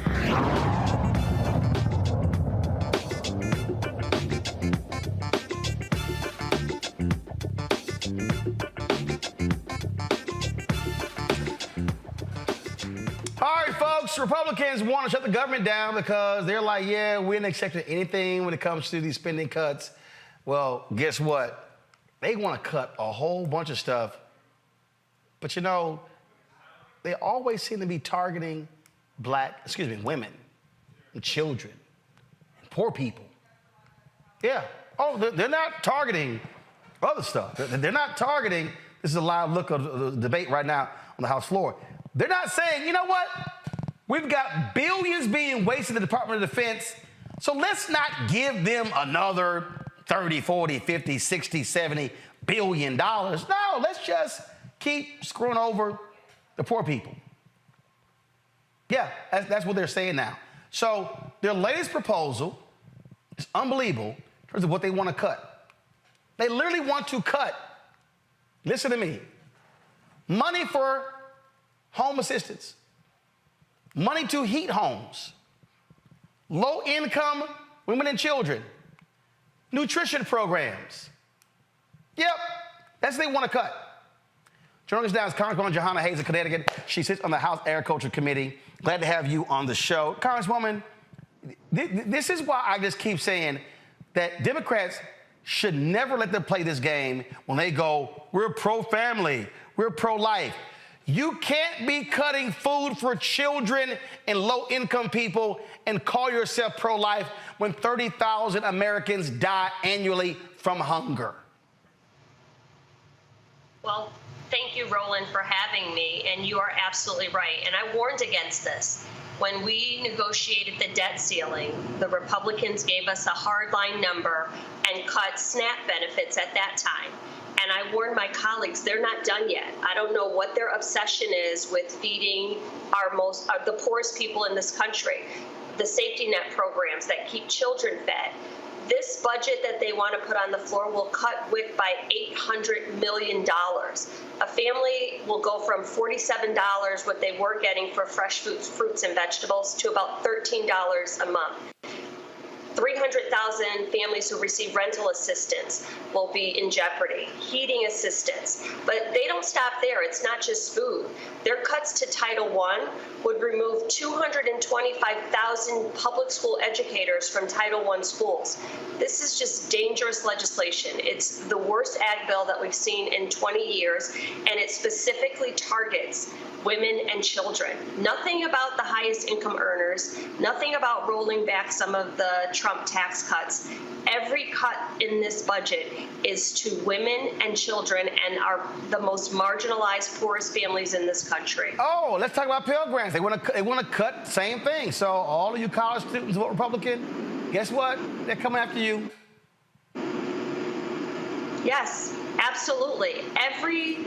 All the safety net programs that are meant to help stabilize families and get people on their feet so that they can earn a living, all those programs are being cut. And it's targeted with just forensic precision, the way that this bill is drafted, because to your point in your opening, the defense bill is increased. The defense budget is actually even more than the president asked for. So when you look at the top lines for the budget, people may say, oh, well, it's not that big of a cut. It's because defense went up and all of our safety net domestic spending went down. And I don't understand how. I am someone who supported funding for Ukraine, and I still do. I think that that is critical. But how do we not take care of American families right here in this country? How do we not feed American children right here in this country? This bill also cuts about 70% of global food aid. That is part of our global security. I've really studied this issue as the chair of the Nutrition Subcommittee and now the ranking member. This has been my #1 issue, and these provisions are so incredibly dangerous. It's about more than just putting a meal on someone's table. This is, the intersection between all of these problems, between all of these communities when we're not feeding people is just so critical. And I can't believe that this is the bill that they're putting on the floor and selling it to the American people as this is fiscal responsibility. They are not pro-life. They are not pro-children. They want to starve them and feed them once they're here after they force women to have babies. You mentioned Ukraine, and I got a bunch of tweets on this, and it's hard for people to understand this. A lot of people, I see them complaining about the amount of money. A lot of black people hit me all the time complaining about the amount of money that we're sending to Ukraine. And I got to keep reminding people, if Putin takes Ukraine, he's going to target NATO countries next. Based upon the NATO agreement, if any NATO country is attacked, we have to defend them. So the reality is, we're going to spend money now or later. So supporting Ukraine is to keep him from getting Ukraine and trying to reassemble the old Soviet Union, which cost us way more money than what we're spending right now. You're absolutely right, Roland.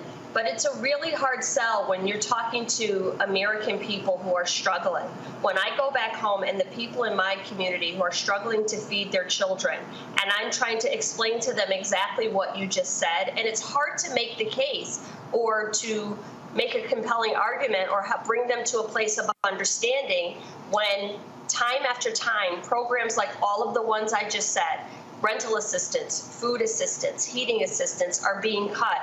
Those people feel like the American government is not on their side.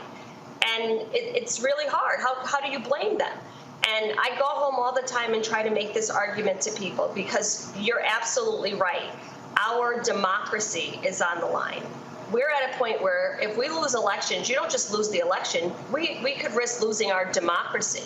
We could risk never getting these programs back. We can risk our global security. So we have to do both of these things at the same time. Fund things like our aid to Ukraine, but also fund programs that support the American people. It should not be one or the other, and that is the choice that my Republican colleagues are putting on the floor right now. Congresswoman Jahana Hayes, I certainly appreciate it. Thank you so very much for joining us. Keep up the fight. Thank you so much. Well, it's going to be a long week. All right, we appreciate it. Thanks so much. All right, folks, some good news out of Atlanta today. The Fearless Fund went to court. You know, Ed Bloom, that white nationalist, he's been targeting anything dealing with affirmative action, dealing with race. Well, they went to court today. A federal judge did not grant him what he wanted, and so he's already appealing to the Court of Appeals. Why by Saturday? Because that's the deadline for folks to apply. Folks, we're talking about $20,000 grants to black women-owned businesses. And so he's saying, how dare they help black women entrepreneurs? When it comes to venture capital, black people are getting less than 2% total dollars. Black women, less than 0.5%. Oh, but they think, oh, we're just making off like a fat rat. So, again, he's appealing that decision. It's not over, but a great win by the Fearless Fund.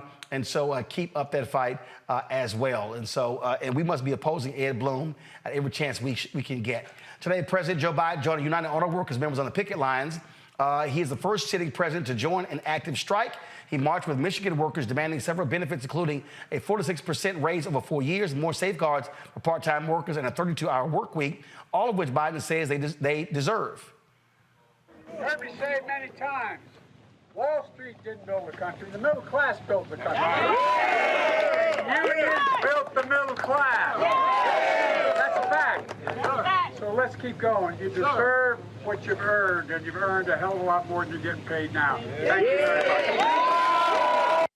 While the president was in Michigan, Vice President Kamala Harris was in Atlanta continuing her tour for the Fight for Our Freedoms tour. This time she was on the Morehouse campus. This is the fifth stop. She was at Atlanta United University Center, of course, again, Morehouse Spelman and Clark Atlanta Morris Brown. She was taking questions from the audience on this time. And so she was, of course, Gia Pepper, Cedric Richmond. They were the moderators of this conversation. Here's some of what she had to say. So, Madam Vice President, in light of recent legal challenges to reproductive rights, what strategies do you believe are essential for the protections provided by Roe v. Wade? And how can we promote a more inclusive and comprehensive approach to reproductive justice? Thank you.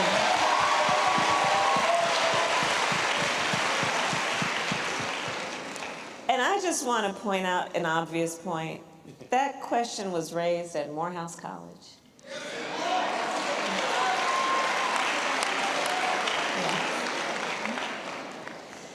So, as I said earlier, for your generation, in your lifetime, you have witnessed the highest court in our land, the Court of Thurgood, take a constitutional right that had been recognized from the people of America, from the women of America. You all are going to know less constitutional rights than your mother or your grandmother. And after that decision, the Dobbs decision came down, it's been just a little over a year now, in our country, in states across our country, they started proposing and passing laws to criminalize healthcare providers, to punish women, to make no exception even for rape or incest. And now everyone has grown here, so I'm gonna talk about that a little bit, because understand on this issue, this is not just about some intellectual academic debate. Since that decision came down, there are people in our country every day who are silently suffering. Now, many of you know, Makai mentioned that I started as a prosecutor. One of the reasons that I decided to become a prosecutor is because when I was in high school, my best friend, I learned, was being molested by her stepfather. And I said to her, you have to come live with us. I called my mother. My mother said, yes, she has to come live with us, and she did. And I specialized then in cases of violence against women and children. So the idea that these so-called leaders who are extremists would pass laws with even no exception for rape or incest, what that means is they are saying to a survivor of a crime of violence, a violation to their body, that they don't have the right to decide what happens to their body next. That's immoral.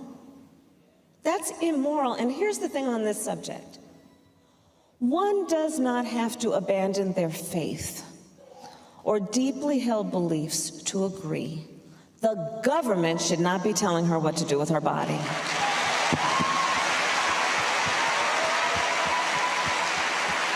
The government is not in a better position than she is to know what is in her own best interest. If she chooses, she will consult her priest, her pastor, her rabbi. But how dare these people in state capitals decide they're in a better position than she is to decide what's in her own best interest? And so on this subject, again, elections matter. Because here's the thing, if we have members of the United States Congress who agree to that point, which is that the government should not be telling somebody, that's Up to them and their God and their choice. If we have enough people in the United States Congress who agree, Joe Biden has said he will sign into law putting back in the protections of Roe v. Wade. And here's the other thing, because we are in Atlanta, that I want to mention on this subject. Do you know, and I want to also congratulate the Morehouse Medical School of Medicine for what you've been doing on maternal mortality, on Black maternal mortality. We've been working together on this, because here's the thing. So do you know that, first of all, when we're looking at an issue like Black maternal mortality, which is that Black women are 3 to 4 times more likely to die in connection with childbirth than other women. And it has nothing to do with her socioeconomic status or her educational status. It literally has to do with the fact that when she walks into that clinic or that hospital or that emergency room, she is not taken as seriously, okay? Black maternal mortality. The top 10 states with maternal mortality, almost every one of them also has an abortion ban. So the hypocrisy again abounds, because these people who are pushing these bans dare to tell us, well, this is for the sake of women and their children. Well, then why have you been silent on maternal mortality? Right? So it's important to see the connection between all of these issues, but again, elections matter, and every day in our country is having an impact on real people, and especially here in the South, where, you know, a working person, usually most people who seek abortion care have children. The majority do. So that means she's got to figure out if she's got sick leave that's paid, if she's got affordable child care, which she probably doesn't, if she's got extra money for bus, plane fare, how to go to a state where she can actually do what she feels is in her best interest. How's she gonna be able to do that? Why are we making people suffer like that? And so this is yet another example of what's happening. And you know, so one of the things that you all have learned, and I just love, I'm gonna just confess that I'm a geek on some things. I love Venn diagrams. I do. It was real excited. They was like, same. Someone is drawing one right now.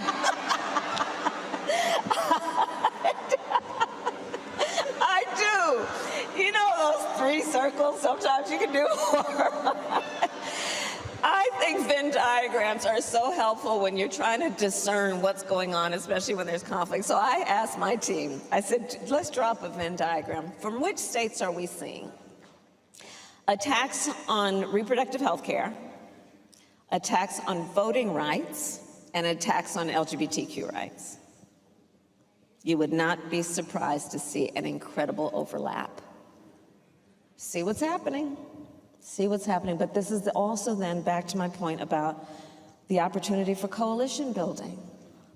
Let's bring everybody together to fight for our freedoms, to fight for fundamental freedoms to be. Larry, Biden in Michigan, Harris in Atlanta. He's there with workers. She's there with students. For all people who say they're not out there talking to the people, what are they talking about? Yeah, they're just making up the same nonsense as they usually do. And look, let's give the VP credit. I mean, she was in North Carolina last week. She is on the road. She has been on the road. Obviously, she traveled internationally. But this tour over the last couple of weeks, and obviously she's going to continue, is critically important, as we know that, you know, the Biden-Harris ticket did very well with young voters. And those votes are going to be critical in states like North Carolina and Georgia and other states throughout the country. So let's give, like I said, give VP Harris a lot of credit, her team a lot of credit, and realizing she needs to get out because she can speak to a lot of these issues. Also, President Biden, in terms of being in Michigan today, look, I come from a union home, and it's critically important, as he highlighted, the unions help build the middle class. I'm from Pennsylvania. My dad was a union member. So it is critically important that these auto manufacturers who were bailed out by the country during the beginning of the Obama administration and reap the rewards. CEOs are making millions of dollars. We need to make sure that those automakers can take care of their families. pay their mortgages, send their kids off to college. They earn the raise, and it's time for the auto manufacturers to pay up. Mustafa. Reproductive justice, economic justice, workers' rights. That's the things that we're fighting for. And, when we talk about reproductive justice, our community, out of all communities, should be supportive of that because we know what it feels like for someone to have the ability to tell you what you can and cannot do with your body. Let that sink in for a second, because that is a part of our history in America. People telling us where we could go, what we could eat, who we could pray, or when we could pray, or if we could pray. Everything was controlled by somebody else. And then to overlay that now with women telling them what they can and cannot do with their body, we should all be standing up and pushing back against those types of things. We also know on the economic justice side of the equation how critically important it is for us to be able to not just move into the middle class, but for us to be able to have a sustainable set of resources that allow us to pass from generation to generation to generation from the fruits of our labor. So if we are not supporting unions, then we're not supporting one of the vehicles that has helped Black folks to be able to navigate this country and to be able to pass something down to folks, especially their children. So in this moment, we have to stand in solidarity. We have to stand in solidarity with those union workers. We got to hold unions accountable also for those who haven't always been as allied as we would like. And luckily, some of that has most definitely changed. But that is one of the ways that we can actually help to strengthen our communities. But it all comes back to justice. If you say you care about our people, then we have to operate from a paradigm of justice. Nyambe? Well, look, I mean, I think Biden and Harris know that this is going to be a tight race. And I think these are not, small commitments that they're talking about, whether to reproductive justice, talking to Black students, especially with student loan forgiveness. That was huge for Black communities. So I think they're doing what we would expect them to do. They're in an election cycle. We know it's going to be a difficult election. It's going to be a tight election. Unfavorables for Biden have been consistently high, if you will. And so I think there's a lot of need for them to be seen. So they're going to the places they need to go to. They're talking to the constituencies they need to talk to. And I'm glad, at least at this particular moment, the team has not defaulted to the we need to just talk to white working class because that's where the problems are. They're talking to their core base, and I think that's going to be huge. And I think, going back to something that was said earlier, is that Biden and Harris need to also talk about the things that they have done in these last few years, things that have mattered to these very same communities, whether it is COVID assistance and rolling those tests out, whether it is rolling out more availability of COVID vaccines, student loan forgiveness. I mean, that's a big one for me. As a recipient of student loan forgiveness, as were other members of my family. So I think they can do that. In addition to these town halls, I think they will be in a better position than some of the polling suggests that they are now. And this is not to suggest that these are not very sincere and very real conversations that they're having. I'm just saying that this is the kind of stuff we need our politicians to be doing on a regular basis, and not just during election cycles. And while you're there, also tell us, what have you been doing? Because they've been doing a lot, and they have not taken a lot of credit for it. Absolutely. All right, folks, hold tight 1 second. We come back. Marketplace segment. We're talking, of course, we always feature Black business owners. Did you know brothers actually own a private jet company? Yep. We'll discuss that next, right here. Roland Martin Unfiltered, the Black Star Network. YouTube, folks, hit the like button, folks. Let's get to 2,000 likes before we get into the show. Also, join our Bring the Funk fan club. Look, y'all, all the work that we do, the shows that we have, this show 2 hours a day, Project Muhammad 2 hours a day, our weekly shows. Look, we do more Black news than any other Black-owned media company in the country, more than any mainstream media company. But it ain't cheap, and also it ain't free. I told you how these advertising companies do not fully support us. Next Wednesday, I'm going to have my part 2 of laying you out what these agencies and the companies are doing. But we need your support. The goal is to get 20,000 of our fans contributing on average $50 each. That's $1 million a year.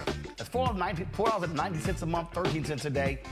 We right now about $325,000 short. So please support us as best as you can. Send check and money orders to P.O. Box 57196, Washington, D.C. 20037-0196.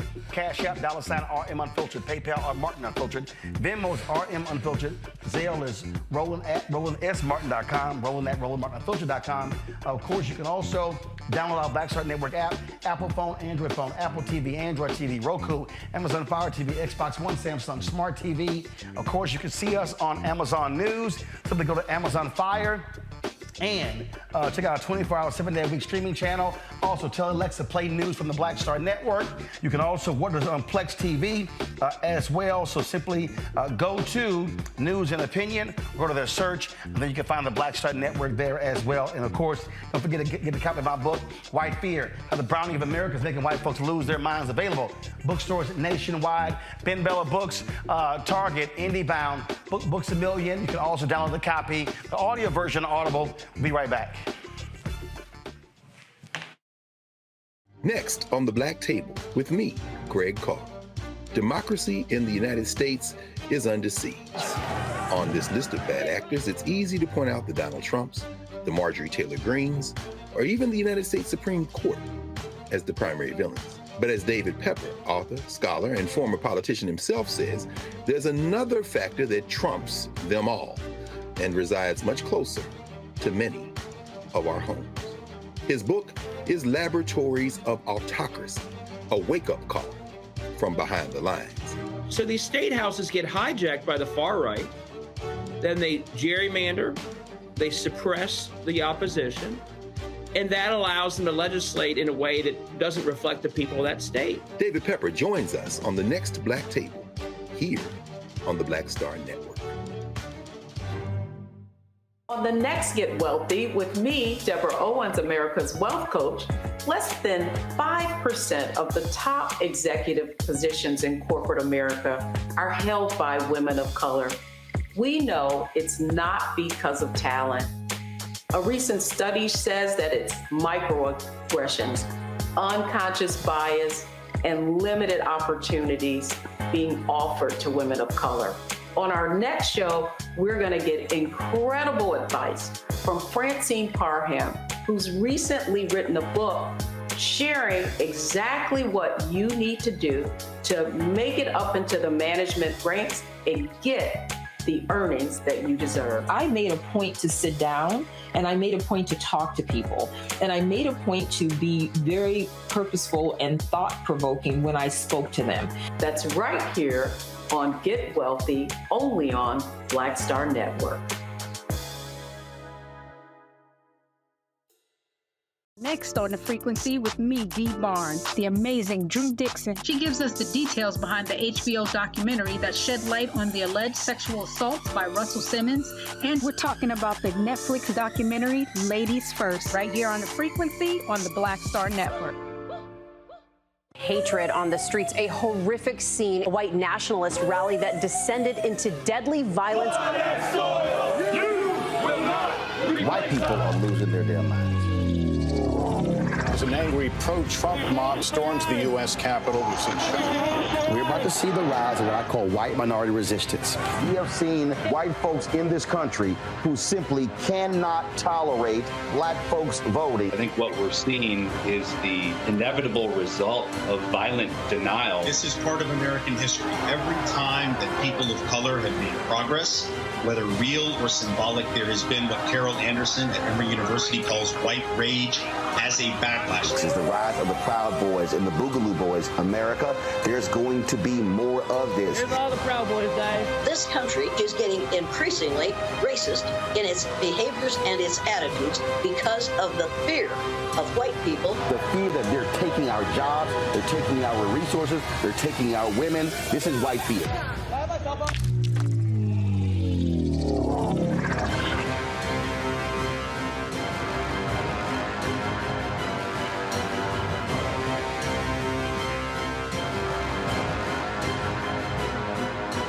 Sherry Shepard with Sammy Roman. I'm Dr. Robin B., pharmacist and fitness coach, and you're watching Roland Martin Unfiltered.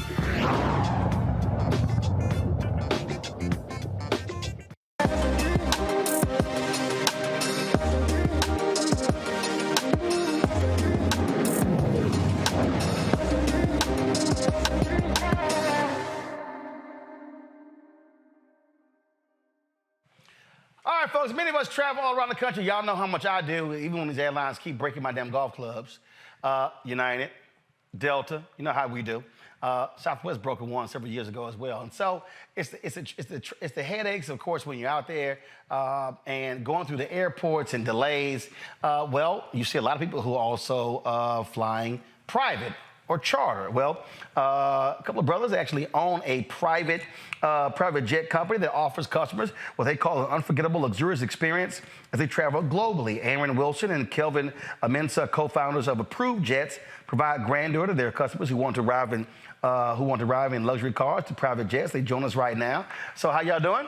Pretty good. And where y'all based? Based in Miami. Based in Miami. Yes. So how'd y'all get started in this? We got started, to be honest, it's a funny story. We got started in our former company. Me and Aaron was actually partners in a company called Vomos, a technology company. And, we just, we looked at each other one day and was like, you know what? I think we should just do this on our own. I had the clientele, of course, and I told Aaron. Now, was that company a private jet company? It was a technology-based company around private travel and concierge service. And, I was always in the space, basically. I've been in the space for now 10 years. And I told Aaron, I'm like, you know what? I have the clientele. Why are we working for someone else? Let's start our own business. And your response? I was a little bit reluctant. Right. I'm not gonna front. When you look at him like, I'll show mine. I had to ask, Kev, are you sure? He said, yeah, I'm sure. I said, all right, let's do it. Leap of faith, and we went full force.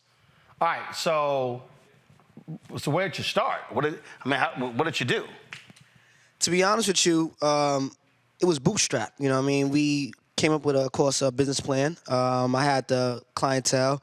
I told Aaron, I said, listen, we got to do it this way. We're not going to spend too much money on payroll. We're not going to spend money on marketing because I know everybody already. And I told Aaron, I said, listen, if you believe in me and you believe in this idea, let's do it. Let's go for it. But how does it work? Do you own planes? Do you partner with others? So how does your company work? Right. So the approach that we had taken initially was heavily predicated upon a relationship-driven model. Got it. So we have access to over 1,000 aircrafts worldwide that could range in size from a mid-size to a super mid to a heavy. Now, are these people who own planes? And then they're not obviously flying all the time. And so it's sort of like when I went to Innisbrook. Sheila Brooks owns Innisbrook. And so she owns the whole property, but there are people who actually own the rooms. And so what they then do is they put those rooms, when they're not staying there, they put those rooms into their system and they rent out those hotel rooms, if you will, to folks who are traveling there, and then they get a cut of that, and then the resort gets a cut as well. Is that how y'all are operating with these privately owned planes? So Kev, what I think would be important is to even explain like the supply chain, even right from the owner, operator, broker. So basically, if you own a plane, right, and you want to offset some costs, and you're not flying, throughout the year, you give it to an operator, which manages the aircraft for you, which then gives it to brokers, which we are, a brokerage firm. Got it. And then we will now give it to our clients, and they'll rent out the planes and basically charter it out. Also, we have a program. Private jet Airbnb. Something like that. Something like that. You own a house. Yeah, something like that. You want to rent the house out. Yeah. You want to make some money while you're not there. Right. And then, all right, you got a willing customer. We're an additional, I guess, approach toward monetizing your asset. Correct. Yep. Got it. And it's pretty interesting because once you start understanding, why these people own these planes, for the tax benefits and certain things, you understand, okay, you're basically having an aircraft, for tax purposes, and you're offsetting almost 80 to 90% of that aircraft. Explain that when you say they're owning the plane for tax purposes. So basically, high net worth individuals need big tax write-offs. Right. Correct? So they go into the luxury division, which is yachts, cars, or jets. But 2 years ago, when Trump was in office, actually, he announced that basically you get a 400% write-off when you buy an aircraft. Now, when Biden came in office, he actually jotted it down to 80%. So when you buy an aircraft, you actually could depreciate the value for 80%. And this is how the rich take advantage of politics. And that's exactly what happened there with Trump. They were hooking up a whole bunch of folks with lots of money with those planes, yachts, and things along those lines. Correct. I mean, it's basically they took advantage of the tax break. You know what I mean? And basically they took advantage of owning an asset and saying, you know what, I can depreciate my asset, and why not, make a little bit of money from the asset. So you have access to 1,000, and so when you talk about your clientele, who are you trying to reach? Because obviously it ain't cheap flying private jet. So we're targeting a small niche of people. It's the high net worth individuals, corporations, of course, a couple of athletes as well. But I think it's basically we're trying to make it, not saying too much affordable, but we're trying to make it accessible for the average person to, reach out and say, hey, I need a private jet, and how can I, put together some money and fly private. During COVID, when COVID happened, we see the influx of private jets because, the airports is closed. And, we had to really pivot and see that transition because we've seen so many first-time private jet flyers. And we was like, me and Aaron was like, wow, this is amazing because it's first-time people willing to fly private for the first time. And one of the key things to keep in mind as well is that while it's something that's, an industry where there's a super high barrier to entry and, it might be a very capital-intensive place to be as it pertains to being a consumer, we are working on solutions that could appeal to the masses and be a lot more feasible to the masses. So, for instance, right now we have different product offerings such as fly sharing that are in the works. So, what's that? So fly sharing is a concept that Kelvin and I thought of and we're bringing to fruition right now, where it's more so focused on you and a group of friends or a group of individuals who you might know by way of our mobile application that's coming to the market shortly. You guys can split the cost of a private aviation charter as opposed to you taking on that financial burden yourself. A lot of people are leveraging private aviation travel for the sake of business purposes, but some people are using it more so in a recreational capacity. So fly sharing is a solution for that, right? I mean, you got people who are flying the bachelorette parties. Exactly. Bachelor parties. That's the audience for that. Stuff along those lines. Yeah. So if somebody's out there who doesn't know, what's the cost? How much, if you're flying one way round trip, how much are we talking? So Kev, I think we do Van Nuys, which is located in LA to Teterboro. And so LA to New York. First of all, somebody at home know the hell Teterboro is. and then we do Teterboro to Opa-locka, so New York to Miami. Okay. So LA to New York on a super mid-sized jet could cost you anywhere between $30,000 to $35,000. G4. Okay, in G4. $35,000. $35,000. One ride. One way, correct. One way. Correct. Okay. Now, if you're going from New York to Miami, which is Opa-locka, cost you anywhere between, on a mid-size jet, anywhere between $20,000 to $25,000. Now with the influx of oil prices and gas prices, things a little bit higher. But a heavy jet can cost you that same routing for a 2-hour trip, 2.5 hour trip can cost you anywhere between $30,000 to $35,000. So Kev, what are some examples of a heavy jet? I mean, we need some additional. How many seats? So a heavy jet is 12 to 14 passengers. Got it. A mid-sized jet is anywhere between 6 to 8, and a super mid is anywhere between 8 to 10 passengers. Got it. So again, so put it in again for somebody who's watching, they're like, "Yo, dude, seriously, $35,000." Bottom line is, if you got 14 people and you're flying from LA to New York, it's going to cost you $35,000. It's really $2,500 a ticket. Correct. And if you look at prices, depending upon when you buy that first class ticket may be $1,200 or $1,500 or could even be higher. So Roland, to that point, there are some legs and some trips where it would actually behoove you to take a look at what the private aviation charter would be as opposed to buying the first class ticket, because it might end up working out a lot more cost efficient.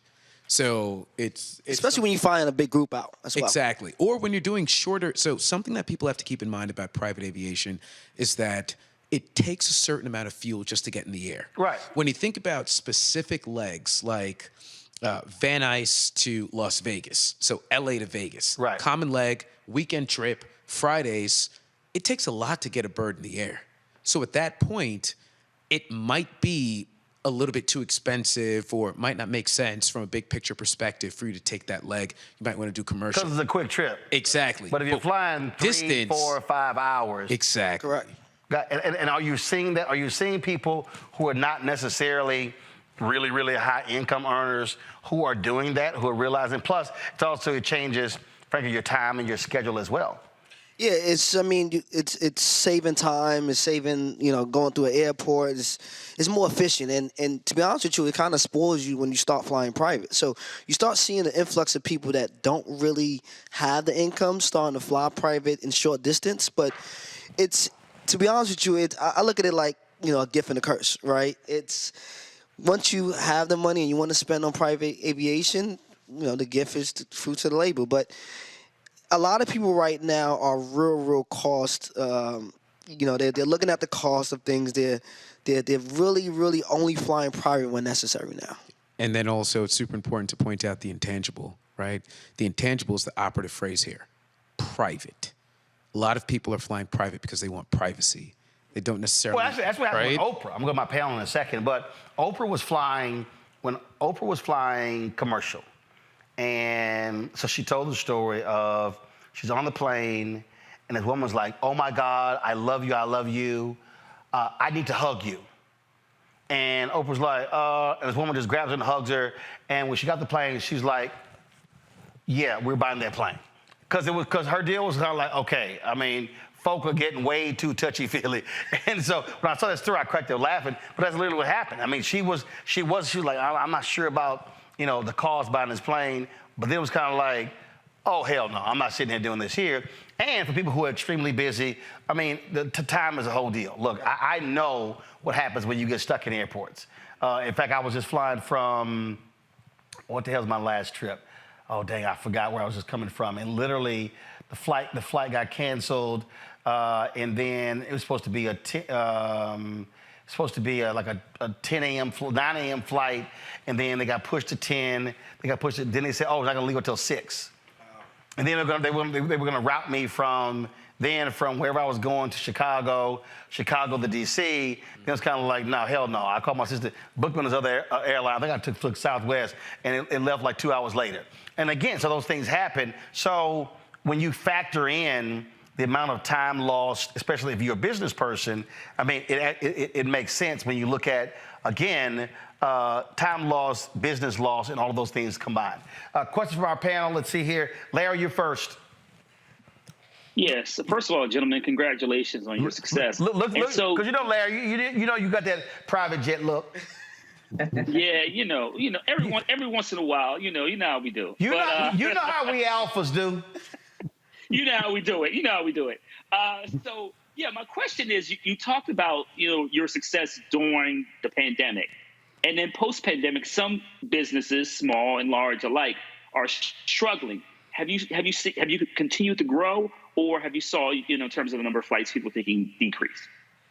We continue to grow because we have strategies and targeting different aspects of the business. So we always continue to grow. Like Aaron said, we have a sister company that we're coming up with technology. We understand that technology is a way where to affect the masses. But we also continue to grow because I'm also targeting different regions around the world. So I'm launching in Africa. I'm launching in Dubai. We just came back from Dubai. So I am, if it's slow here in the U.S., it's picking up somewhere else. And something else that we've been heavily focused on, again, to, just emphasize that again, we're focusing primarily on implementing technology as well. Technology is scalable, and technology is going to afford us to be able to reach the masses, whereas our growth won't be heavily predicated upon human capital and headcount and having more brokers in the seat. Niambi. Yeah, so I'm just thinking about all the things we've been talking about this evening, and this is a really great business, it sounds like. But how do you talk about the sort of environmental concerns of more planes in the air and what this could also mean? So No, very happy that you asked that question because... You know you beat Mustafa to that question. You know he was waiting to ask that question. Go ahead. One of the primary reasons why we've incorporated the concept of fly sharing is because we know that at the end of the day, the carbon footprint and how it's impacting Mother Earth and the planet is super important. And we want to be able to preserve that for subsequent generations to come. So with that, fly sharing is going to be able to reduce the amount of birds that we're putting in the air and also the emission of some of these, just different gases and fumes, et cetera, that are going out there in the atmosphere rather than everyone who has the means to be able to fly private flying separately. So fly sharing is one thing. In addition to that, we've also been looking into other methods in terms of how these aircrafts are being powered. Now, we have faced a little bit of resistance because we did take a poll as a company with some of our clients already as it pertains to electric powered aircrafts. And there is some sort of an aversion toward that because people don't feel fully comfortable. So while it is a heavy lift, we do have to start somewhere, and we're making a concerted effort to do so right now. Mustafa.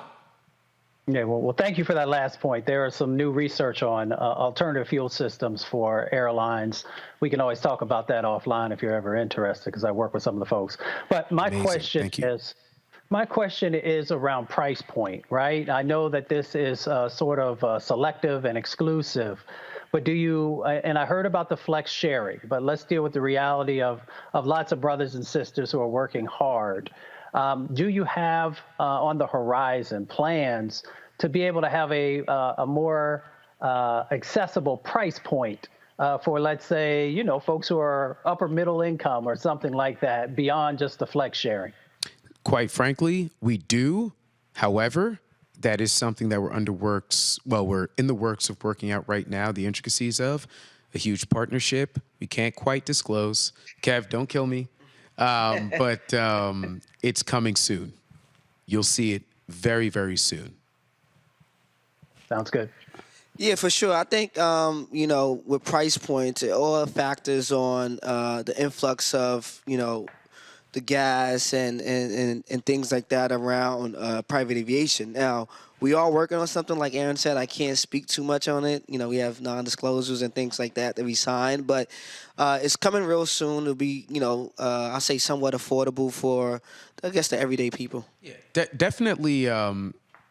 Definitely someone who's in corporate America, et cetera. And I'd say, and we can use real figures, right? There's no point to dance around it. Someone who's earning roughly around $90,000 to upwards of there or so would be able to fit this into their budget. And then also, this would actually be affordable from a travel and expense, travel and entertainment perspective for a corporation when they're looking to expense it. Right. And that's really what it boils down to. I mean, it comes down to expense. I mean, and businesses, those are write-offs. I remember Obama's president, and I had a speech in Louisville, Kentucky, and he decides to call a meeting of Sunday morning TV show hosts. And I was like, yo, seriously?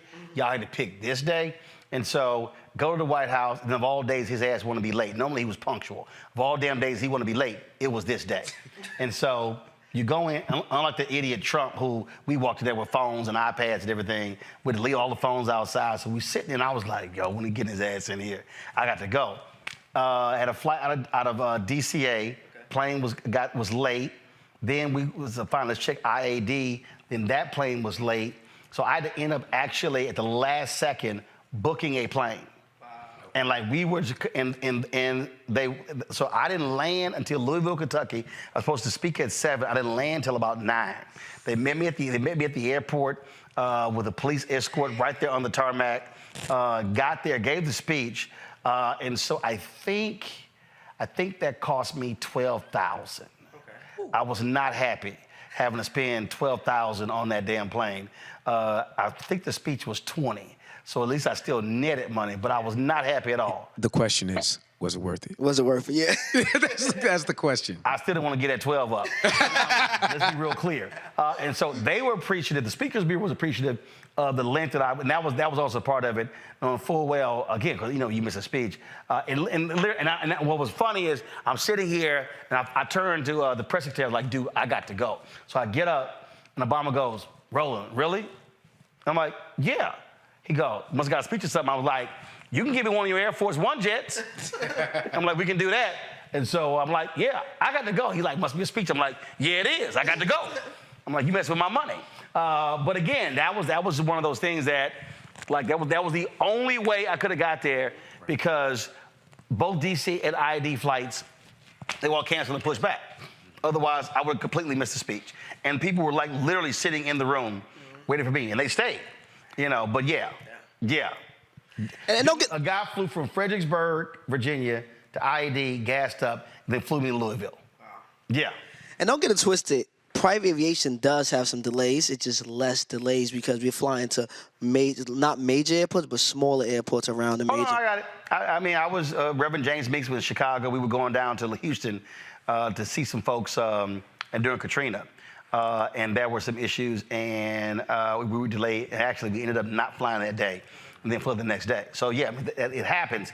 But the bottom line is, when it's normal conditions, at the end of the day, if you got to get somewhere, and again, you're on a time constraint, and especially if you got to be in two or three different places in a 24-hour time frame. I mean, I've been there, a morning speech, an evening speech, then I got to be somewhere else the next morning or midday, and at the end of the day, the travel schedule simply does not work out. Right. Now you factor in terms of what that cost is. Where can people go to get more information? You go on our website, prove-jets.com. You can also check us out on Instagram, Approve Jets. You can also check me out on Instagram, PJ Kev and Aaron. You can check me out on Instagram, Aaron Wilson VC. That's Vegetable Carrot VC. All right. Gentlemen, we appreciate it. Appreciate you. Thanks, Roland. Thank you. Thanks for having us, Roland. All right, thanks a bunch. All right, folks, that's it for us. Don't forget, support us in what we do. Now, tomorrow on the show, we're going to have, of course, our number 1 hour show. And then I'm going to have another one of the pieces I did. We were in Liberia talking to a sister who owns several businesses there in Liberia. So look forward to that. Also, my girl Kerry Washington is in town tomorrow at George Washington University doing a discussion about her new book with Tony Goldwyn. Yeah, Olivia and Fitz back together again. So I'm going to drop by and see them as well. Can't wait to have Kerry on the show. And so a lot of things we got going on. We're chatting with Anthony Brown, the gospel singer, tomorrow, of course, for the work we're doing with McDonald's for their gospel concert. Next one's going to be October 6th in Philadelphia. We're going to be broadcasting from Philly that day. So we got more. There's a lot of things going on. So please support us in what we do. YouTube folks, don't forget, hit that like button before you get out of here. And y'all hear me say this all the time, and I'm telling you, it's critically important when we talk about doing this show. Of course, we celebrated 5 years this month on September 4th, 2 years of the Black Star Network on September 4th, and we're fighting out here every single day. We keep getting the runaround from a lot of these ad agencies. I'm gonna be calling several of them out next week. Yeah, by name.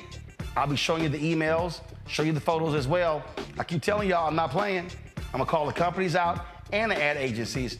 And so we're out here because they're not supporting black-owned media the way they should. So your support is critically important.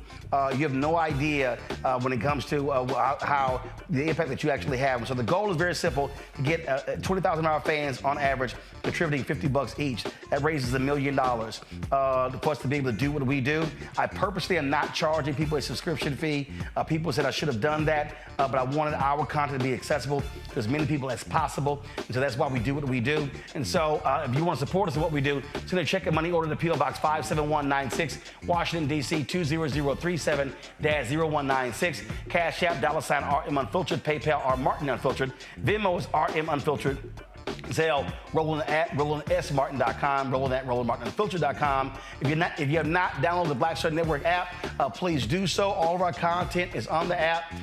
That way, if anything happens with these sites, whether it's YouTube or Twitter or Instagram or Twitch, when it comes to telling us what we can or cannot show, we have complete control of our app. And y'all told y'all how I roll with transparent. Look, our OTT app is $161,700 a year. That's real money. So it's not like it's a one-time cost to be able to continue to update it and maintain that with the folks at Vimeo. And so you know what that is. And so download it on Apple phone, Android phone, Apple TV, Android TV, Roku, Amazon Fire TV, Xbox One, Samsung Smart TV. Of course, we also launched our 24-hour, 7-day-a-week streaming channel. You can see that on Amazon News. All you got to do is go to Amazon News, on Amazon Fire. Also, tell Alexa, play news for the Black Star Network. It'll begin to play the audio. And, of course, we launched about a month ago on Plex TV. And so get us there on Plex TV as well. And lastly, be sure to get a copy of my book, White Fear, How the Browning of America is Making White Folks Lose Their Minds. Available bookstores nationwide. Download the audio version on Audible. Folks, I'll see you tomorrow right here on Roland Martin Unfiltered on the Black Star Network. Holla!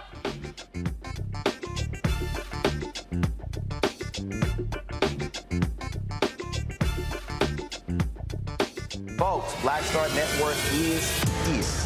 Hold no punches. I'm real revolutionary right now. Support this man, Black Media. He makes sure that our stories are told.